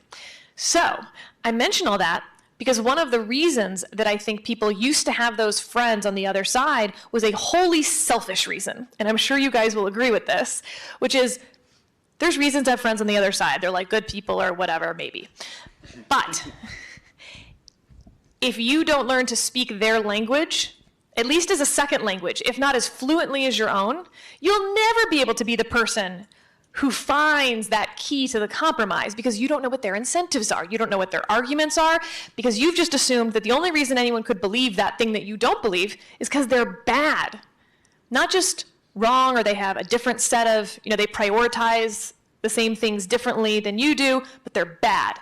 As soon as you believe that the person believes something different than you because they're bad, we're done. You're not going to find any compromise. And so again, as people stopped being friends with people on the other side, they stopped speaking the language of the other side. They didn't know why Republicans were opposed to gun control bills or voting bills. Republicans don't like dead kids. Republicans, well, I was going to say Republicans used to want people to vote, but that seems actually a iffier proposition these days. But the point is, there's very few actually just bad actors out there. Normally they're just prioritizing something differently than you, and I think that's a key to civil discourse, is actually recognizing your own self-interest in the whole thing, that you will be better at your arguments and being persuasive on your side. And it's why oftentimes conservatives leave a college environment, a liberal college environment, far more articulate in their positions than their liberal counterparts do, because they've been sort of Socratically tested by their liberal counterparts. A reporter was recently asking me about like how I became a Republican. I was like, honestly, I don't really know, and obviously that time has ended. But when I was a freshman in college in my dorm, I was the only Republican because I decided to live in the fine and performing arts dorm. So that was maybe my bad. Like at a very liberal school, live in the fine and performing arts dorm. Yep, I was definitely the only Republican. Like they thought George Bush was a fascist and all the things. And so they put a sign on my door that said, "I hate poor people." And I left it up, and then if someone asked me about it, I would say, why are they so poor? Why don't they just find money? But that was usually a pretty good way of opening up the conversation, where they were like, wait a second, maybe Republicans don't hate poor people. Oh, maybe they think there's just a different way to solve poverty. I found at UW-Madison, I became like the spokesman for the Bush administration. Because I was the only Republican a lot of my classmates knew. So like, why is he doing this? I don't know. What do you think is? Why is he leaving this treaty? And I suddenly became like an expert on our treaty with the SALT treaty or whatever Bush was leaving early in the administration. It was a weird experience that made me like do my homework. And, oh, they might be asking me about this. It kind of helped, but it also made me realize that I guess it sharpened my game, and I had already been a Republican, but that all of that experience kind of because I was not impressed by the political intellectual rigor of my classmates, and so that between those two phenomena, I was maybe kind of reinforced my conservatism. I want to ask you each your tips for civil discourse, what advice you give to students who are entering the world. But before I do that, is there any chance that you spent Halloween at UW-Madison in 2003 or 2004? Because then we would have all been in the same place. Yeah. Because we both went to Northwestern at the same time, and you were at UW-Madison, and I went up there for Halloween. So if you went, we could have all... I actively avoided State Street on Halloween, though. Yeah, it was pretty awesome. Yeah, you were the kind of person who came to Madison for the weekend and burned everything down and went back and left it all for us to clean up. Yeah. At Northwestern, we felt really like the cool kids because University of Chicago was right there and frankly Wheaton, and we were like, oh my God, we are the popular kids finally. It's true. I went to Wheaton College where we were upset every year that BYU beat us in stone cold sober rankings. We could never beat BYU. All right, give your tips for civil discourse before we open it up to Q&A. I think the fundamental thing is to think about your orientation towards the other person, and you approach talking to another person very differently if you think fundamentally, I will this person's good. I want this person's good. I want what's good for them, and this is a person like me. And I think there's a certain orientation you can bring to another person as adversary or somebody who wills their good. And I think that goes to something I was thinking about, Sarah, when you were talking about the motives. It's about what your intentions are when you go into, the analytic philosophers would say speech acts. But when you enter into one of these encounters and you're talking with somebody, is your aim to accomplish something? Or is your aim to perform for others? Or is your aim to feel good about yourself? I'm suggesting, I think my tip is your aim is to accomplish something with the other person, so that you both leave that exchange better than when you began. Sounds very cliched, but... I'm just thinking about conversations with my husband right now. Also, though, when you talk about willing the good of the other, this book is totally unrelated to everything we're talking about, but I think it is such a great book. I want to recommend it because that's sort of the thesis of the book. It's Christine Emba's Sex, a Provocation. Highly recommend it for the women, but also for the dudes. Again, very unrelated. You might want to Google it to make sure it's your thing, but it's about willing the good of the other. Okay, your tips. We're called men. I think it's building on that good advice. I think one of the purposes, if you go in just trying to persuade, you're more likely to get frustrated and impatient in these conversations. If you go in to learn, if that's your purpose, you are more likely to ask questions. You are more likely, and this is kind of Machiavellian, you're more likely to win that person over, win over that person's sympathy. Oh, my interlocutor cares what I think. He's asking so many questions. Maybe I'll take his ideas seriously when he expresses those. But even more importantly, if you go into the process trying to learn more about the other person's perspective rather than trying to persuade, save the persuasion for late in the game, if at all. And the information you can learn over the course of of one conversation, you can build on in further conversations, and eventually you may get better at persuasion. But even if you don't, you learn more, you understand more, you understand the capital D discourse or the debates, the subjects of the debates you're in. I would also, this is a stretch, I acknowledge that, but I hope everybody reads and reads books. And I personally encourage— Or listens to podcasts. Podcasts are good, but the patience required to sit down and read a book, I'm bringing this up because I've been reading study after study and anecdote after anecdote about how hard a time students have reading long and understanding long works. That's a matter of patience, reading comprehension and patience. And it's not, I know it's not just students who go through this. I know that people who used to read a lot don't read a lot because of screens. I can't help but think that there's no doubt Twitter and other social media is coarsening our civil discourse. But I also think that there has to be something with kind of our lack of patience with each other because we're not exercising, we've forgotten what patience is. And patience can be in the form of, sure, binging Breaking Bad over the course of a weekend. That's one form of patience. But a really intellectual, rigorous kind of patience is required when you read Matt Continetti's The Right or any of the books before you, or Middlemarch or long work of fiction. And the other case for fiction, by the way, is that one of the reasons fiction became so popular in the 18th century is because people in the 18th century were obsessed with sympathy, obsessed with the ability to understand another person's way of thinking and not necessarily agree with that person, but just to understand where they're coming from, what they're feeling, and then to feel what that person is feeling. Fiction still helps people do that. And I think that might be, what I'm saying is Middlemarch will solve all of our problems. That's so weird. Middlemarch is my favorite book, but I do feel like you recommended a really, really long book to them, and maybe we should Jane Austen. Silas Marner, anything by Walter Scott. But yeah, but I picked a long novel because it requires that kind of patience. Middlemarch requires a lot of patience. I think it's worth it. But okay, I lied because I'm gonna ask one more. As Oprah said, you can't control the other person. You can look only under control your seats. A car. Kind of surprised they know who Oprah is, I guess. You can't control the other person who you're speaking with. Yeah. What happens if they say something that offends you? And I don't mean it in the snowflake way. I mean, like, for whatever reason, on whatever topic, they've said something that like really hurts your feelings or that you think is offensive, made an assumption about you or whatever else. How do you not rhetorically shove back? Do you have advice for that? Oh, maybe you should. Christopher Scalia says, get into fist fight. You said rhetorically shove back.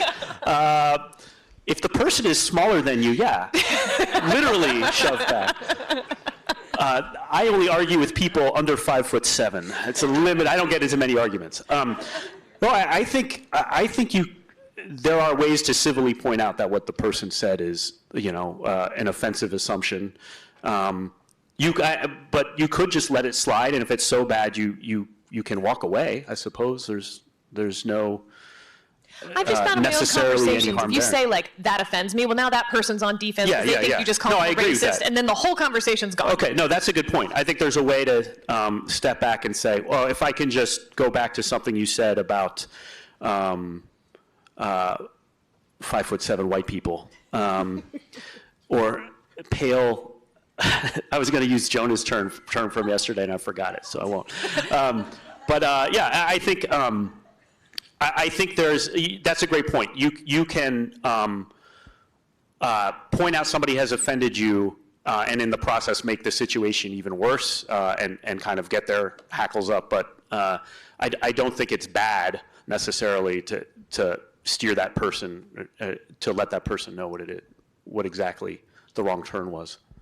Yeah, I got really interested in offense a while ago because this word's in the Bible a lot, and it's used by people in the 16th century a lot, and it doesn't mean what we mean by it. You know, when we talk about offense, we generally mean like my feelings have been hurt. I feel like there's been some sort of ad hominem attack against me or something. They use the word offense in terms of harm. So to offend somebody is to harm them in a certain way, or to damage them, or to inhibit their growth or their spirituality in some sense. And so to me, when I was thinking frantically about an answer to your question, I was thinking, you know, on the one hand, there's a difference between somebody who says something offensive to you, something that is an attack on you, and that to me is, I think, certainly something you bring up. Yeah. An offense that is sort of something that you find deeply objectionable, that you just then respond to on that level with a sort of counter argument. Yeah.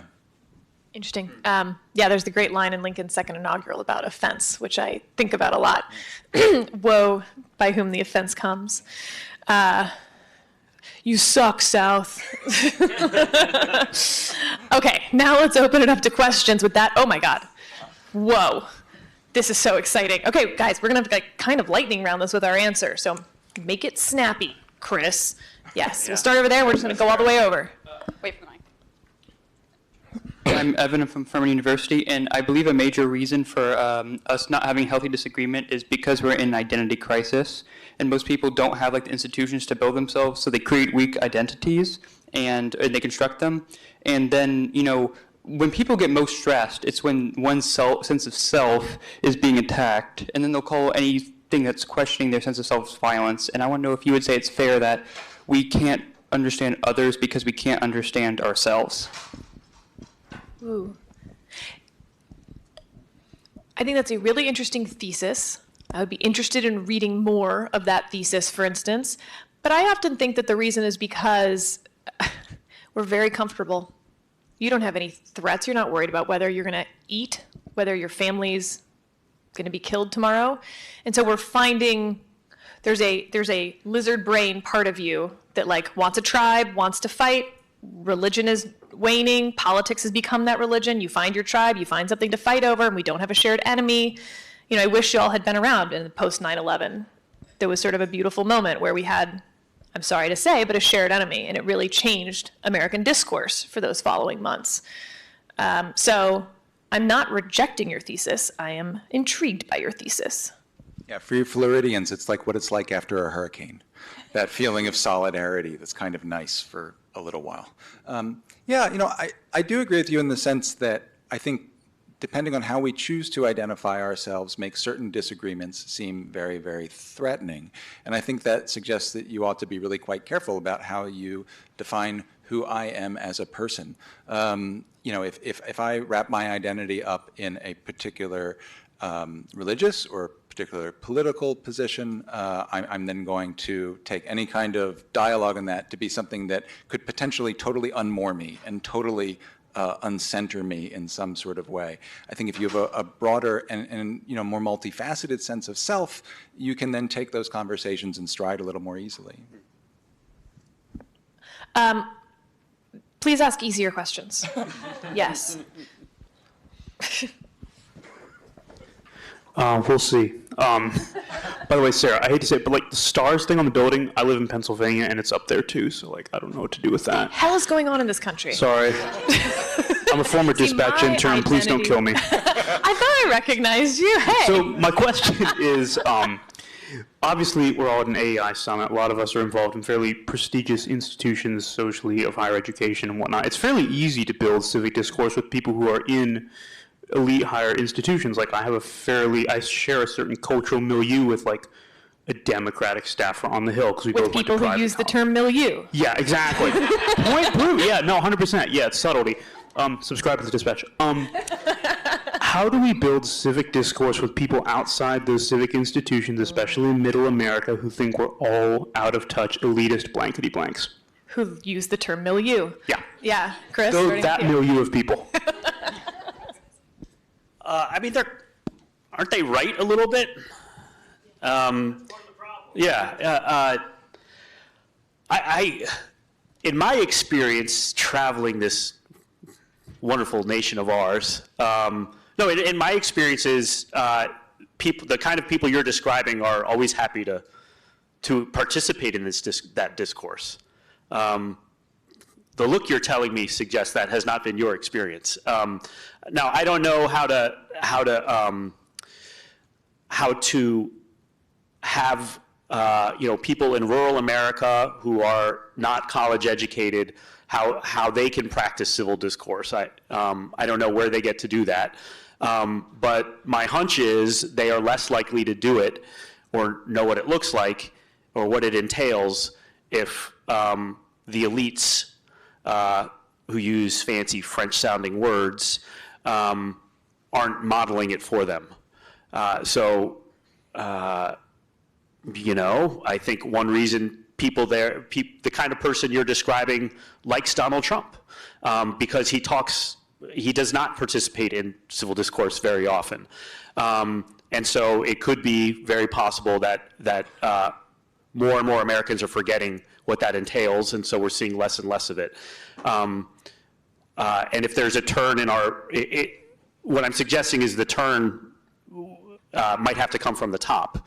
And everybody, basically, the kind of person retiring from Congress and is capable of that sort of discourse is precisely the kind of person who should be staying in Congress and modeling it for other people. But that's obviously an incredibly naive prescription. I can just give a real quick answer, and this goes back to something from the conversation last night. I think it's partly about the spaces in which we put ourselves in, the associations in which we form ourselves. If I think of like the groups of people I'm in that have the most diversity of opinion, they are the community choir I sing in. Here's one that I'll lose elite points for this. My family loves going to roller derby. If there is one thing that can unite Trump and Biden voters, I'm telling you it's roller derby because they're both there. Sports, leagues, to some extent religious congregations, although that's really become quite sordid, so that's sadly less so. But I think it's those kind of civic associations provide contexts in which you have an association with people that is not based on the markers of elite identity. I'm not dissing my community choir, we're not elite, and it allows those relationships to build outside of those so clearly siloed you and you and you. Yeah. Little platoons. That's interesting. I wonder, so I have a 3.5-year-old and a 5-month-old, and I've wondered whether we'll have that with school other parents, but I've never felt more self-censorship than around other parents to never bring up anything controversial because I want our kids to be friends no matter what. So I'm terrified. Also, I live in DC. All right, green shirt next. And we're doing lightning. Lightning, guys. Hi, thank you so much for being here. My name's Natalia from Junior University. Thank you. So my question is more so based around not necessarily only individuals saying that, that they enjoy civic discourse or claim to enjoy civic discourse, more so college institutions saying that they value an open-minded body or an open tolerance body, when a lot of times it's not followed. So should college institutions have this dialogue or have this type of language connected to them? And if they should, how should they implement that? Yeah, what's the correct speech policy for a college? Because I think, on the one hand, it's very easy for me to say I'm a free speech absolutist, because legally I am. But there's a real reason why on college campuses, maybe you shouldn't have a Confederate battle flag hanging out of your dorm room. which was the case when Ketanji Brown Jackson went to Harvard. And I thought what she said about that was so smart. She said, I could have spent my time protesting that kid like everyone else did, but he was getting to sit in his room and study during that time. So I did the same thing so I could beat him, not just protest him. So like, how do you find building a community on campus with balancing it with civil discourse, with balancing it with free speech principles? I think the University of Chicago statement is a good place to start, where the university administration and faculty signs on to central principles, basically saying that we're a neutral body, we are out searching for the truth, we don't take political positions, and we are a place for free debate and inquiry. And this is, this has to be a lightning round. So that doesn't solve everything, but the university leadership needs to take the lead there. And I would just point out that one of the reasons everybody was so upset with the college presidents in the congressional hearing was that they suddenly became free speech absolutists when everybody knows that they had not been that way for 20 years leading up to that event. They probably were closer to the truth in the congressional panel than they had been in the decades leading up to that. But it was a hypocritical moment for them. University of Chicago t-shirts that are my favorite, where the squirrels are more aggressive than the guys. Yes. Also where fun goes to die. There was a lot of where fun goes to die, yeah. Hey, my name is Zane. I'm from Anderson University in South Carolina. And my question, since we've been talking about civic discourse, is if each of you would give a little bit of your own advice as far as once you reach that point of realizing in a discussion that you and the other person are going to continue to disagree, how do you disagree well and bring that to a conclusion that is productive for everybody, respectful, and will facilitate good conversation in the future? Do not say we're going to have to agree to disagree. That's my only advice there. No, it's to find the thing you agree on. Like take poverty, for example. The answer is, you know what?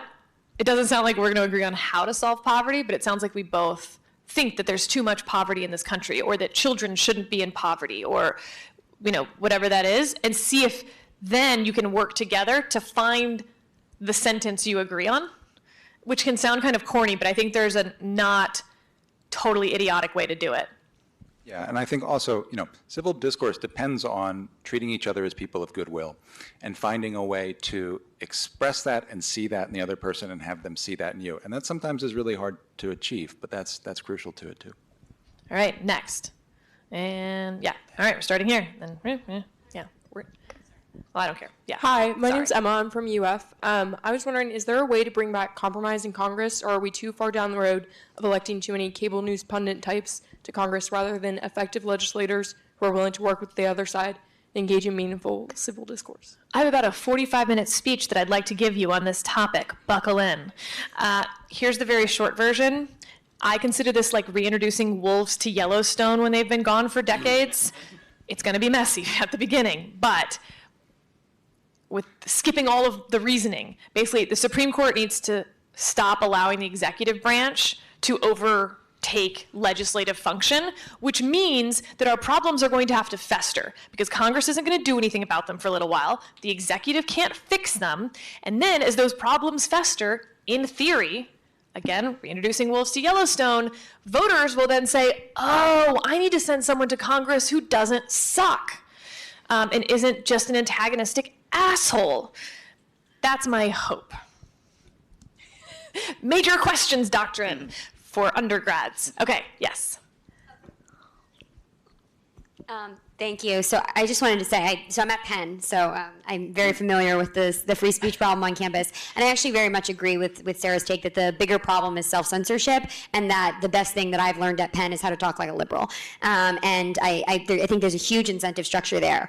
What I worry is I actually think that conservatives and Republicans are doing a really bad job of messaging that to young people. So I was told when I grew up in Connecticut in a very liberal community, and I was told by my liberal total friends and family to not talk about my politics at Penn because it would affect my grades and all of that. I did not listen, but I worry about us demonizing all of these universities, and I think for good reason they needed to be kind of held to account with their hypocrisy. But I worry about us demonizing these universities, telling conservatives not to go there, talking about how ideological the faculty is, and then you have young people coming in who aren't learning to talk like liberals, and then that increases our, social and geographic divide. How do you fix that? How do you balance sort of rightfully criticizing these places, but not sending everyone off to, Hillsdale, which may be doing a better model, but, David French would tell you that the 90s were far worse for speech on campuses, right? There were speech codes everywhere. I was telling these guys, obviously I was a conservative Republican at Northwestern in the early aughts, and I got an email rejecting my thesis idea that said, it's not whether you will regret investing time in us, it's whether we will regret investing time in you, which is a shitty thing to say to a 20-year-old. So that's all to say, things are bad, they've been bad before, but what's this? I take her point. We're actually kind of encouraging people to silo each other themselves even more. I was actually thinking that specific problem earlier when Sarah was talking about that. It does seem, my big concern is, all of American culture is getting more and more fractured for all sorts of reasons, and conservatives are in danger of losing that one advantage we had of being able, because we've always been so immersed in a much more liberal culture, we've been able to think like liberals in ways that liberals haven't been able to think like conservatives, and we may be losing that. I think I'm a big fan of the both and approach to reforming universities. I do like the idea of donors kind of holding off on giving a lot of money to these schools that are obviously not doing a great job. But I am less excited about not sending students to those schools for the reasons you're mentioning. They still have an incredible amount of cultural prestige that will help people who go there, and it's worth doing that. And also you are still likely to get a very, very good education.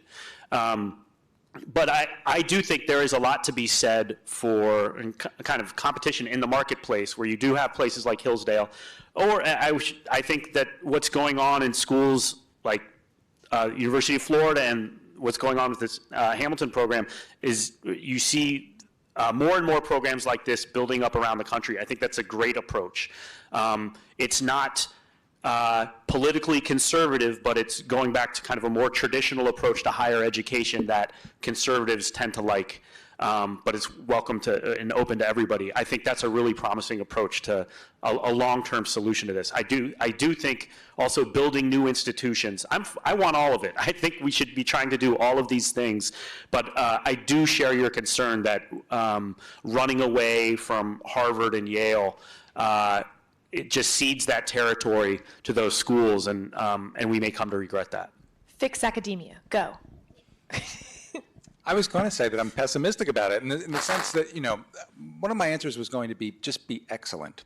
The problem is there are certain fields where it's impossible to be excellent without being compromised in that level, and that's a real challenge. And that's one of those areas where sort of the both and thing really matters. There are some fields where you could go to any school and be excellent, and you could be liberal or conservative, and it wouldn't matter. There are other fields, other topics, other areas where you cannot be excellent and be a conservative. And that I don't quite know how to fix without a deeper shift in terms of faculty, in terms of all of that. Yeah. Okay, we're going to get through everyone. Blue. Hi, my name is Natalia. I go here to the University of Florida. So you guys touched upon how the bigger problem is the self-censorship issue, specifically on college campuses and higher education.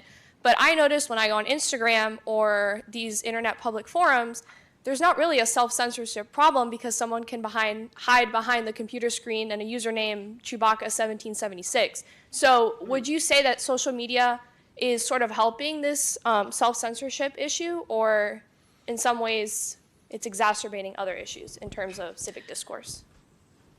I would say it's making it so much worse because the incentives on social media are attention, clicks, et cetera. So you're incentivized to say something that outrages other people. I'm just impressed by the Chewbacca 1776. Yeah. I just imagine a Wookiee with running the tri-corner hat and everything. It's great. Yeah. No, I think, serious answer, yeah, I think social media, I mean, it is, yeah, you can hide behind something, and even if you're not, some of the most prominent social media accounts are people who just like to say outrageous things and get under people's skin. I think taking this maybe a different direction, especially on campuses, you know, self-censorship is one thing, and then there's kind of the kind of conservative I think Sarah was describing earlier, which is just a straight-up jerk. I think there is a time for conservatives to be kind of provocative, but some conservatives just revel in that, and they just rather upset people than persuade or learn from other people why other people have the arguments they have. And I think that makes it harder for a lot of other conservatives to speak up because they don't want to be associated with that group. And so that's kind of the opposite of self-censorship that exacerbates it in other respects. Okay, we're going to do 2 questions at a time now. So brown shirt and white shirt are both going to ask their questions, and then we're going to answer them.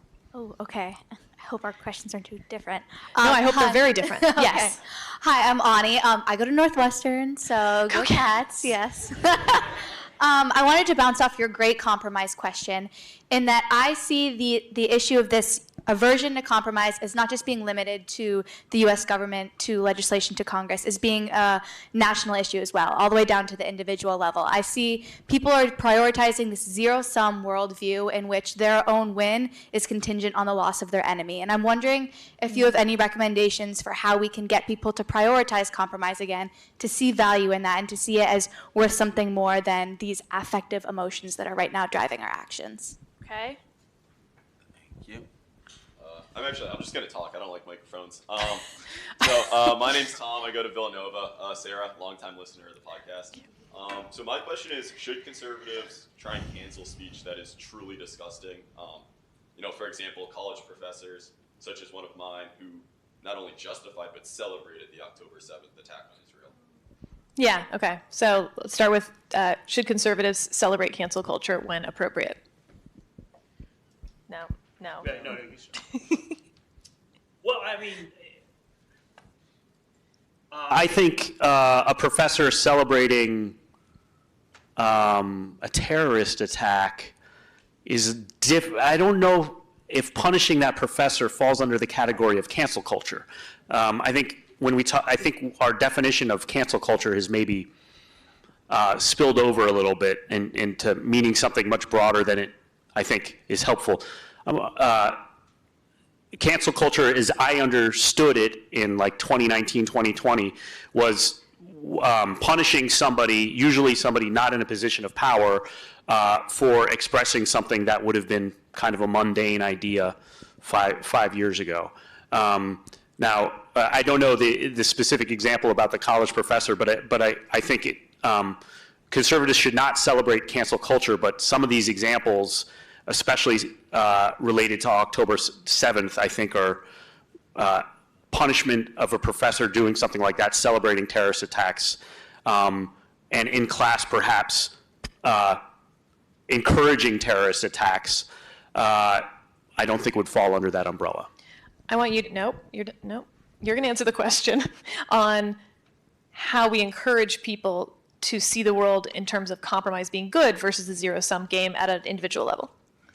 Fix America. Wow. I'm just a historian. I mean, it goes back, I guess, maybe to the thing I was saying earlier about participating in associational life, which is not tied to these zero-sum identities. There is no zero-sum identity in your community choir. It's in fact a cooperative activity. There's no zero-sum in roller derby. It's like roller derby's weird. You cheer for both teams. I'm serious. And at the end, everybody high fives. It's crazy.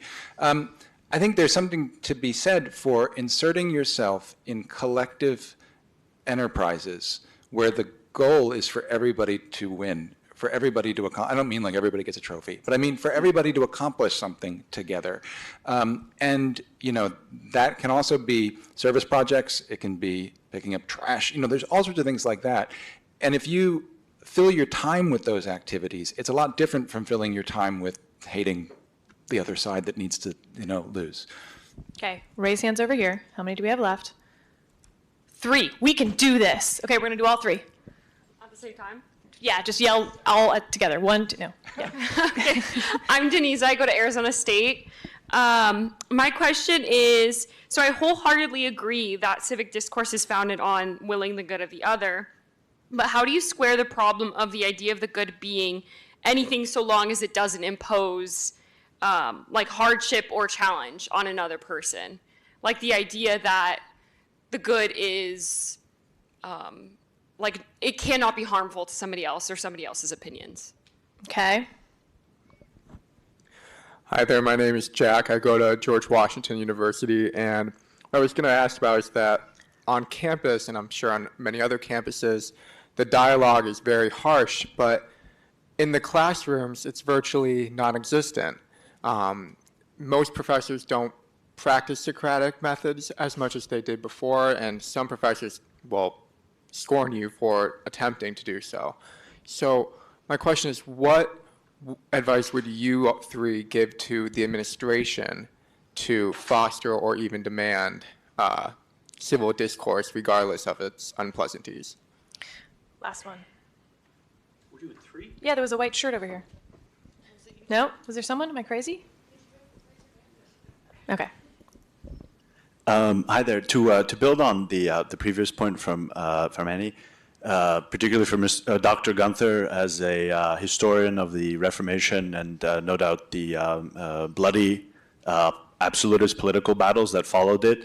I'm curious. Do you think that we have a relatively is there a peaceful path to pluralist civil discourse space, or are there some quite turbulent times resembling of the 16th and 17th centuries in our future? Do we have to civil war first? Go. Well, one of the interesting things about this, and I always feel like a lunatic when I say it, but only 5,000 people were burned at the stake in the 16th century. That's a low number. Percentage-wise, though, it's higher. It is percentage-wise higher, but it's a low number compared to the number of people executed for felonies every year, for the number of witches burned. There's an awful lot of actual tolerance underneath all of that. And one of the things that scholarship on the history of toleration has shown us is that even in a period where there is a lot of elite intolerance, and while there's a lot of intrastate conflict, you have a lot of, in practice, a lot of tolerant behavior going on the ground. So I think there can be hope in terms of thinking about the early modern history of coexistence. Talk about religious wars aside. Can I talk about the good? I think, I don't have an answer to like, how do we come to a mutually agreeable understanding of what the good is? This is, one of the central questions in philosophy. But I think it's a matter of having the courage of your own convictions about what you think the good is. I'm a Christian. I have certain Christian ideas about what it means to love your neighbor, and I will act on those. And I think that's the most you can ask for people to do in that way. Yeah. I'll take on because I take your point as, yes, there's some things we need to do to encourage free speech, but what do we do to encourage civil discourse, which can be very separate problems on a university campus? And I have many answers, but the answer that I think is most interesting right now is the admissions process, which is schools seem pretty incentivized to admit the activists. Because, right, they've been doing something. They've shown their leadership. We usually don't need more activists in our elite institutions where everyone is starting their own club to free Palestine or build more settlements or whatever.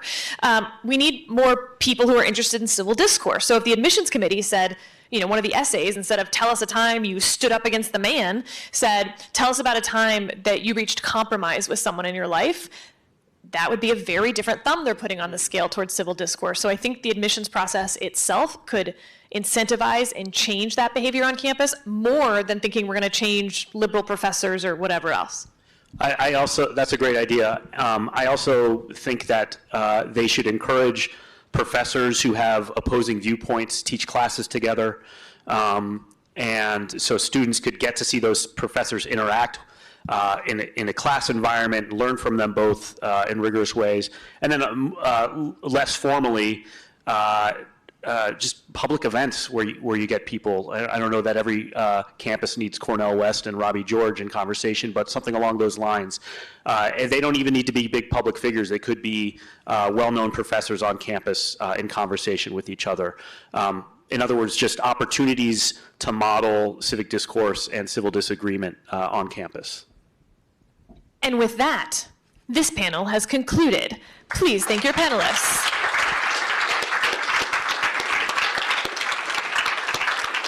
Yay to ourselves. Yay us. Perfect. Well, thank you so much. I felt like a live recording of the podcast, Sarah. I felt like the energy. Well, thank you guys so much for hanging in through this afternoon. We will be back here at 6 for dinner, and then Ben Story is going to close us out with a talk called The Art of Choosing. So we're just going to tie it all together perfectly. All your problems will be solved by 8 p.m. tonight. In the meantime, enjoy your break. There's also a black jacket someone left in the conference room at the hotel. So if that is yours, it's at the front desk. All right. See you later, guys.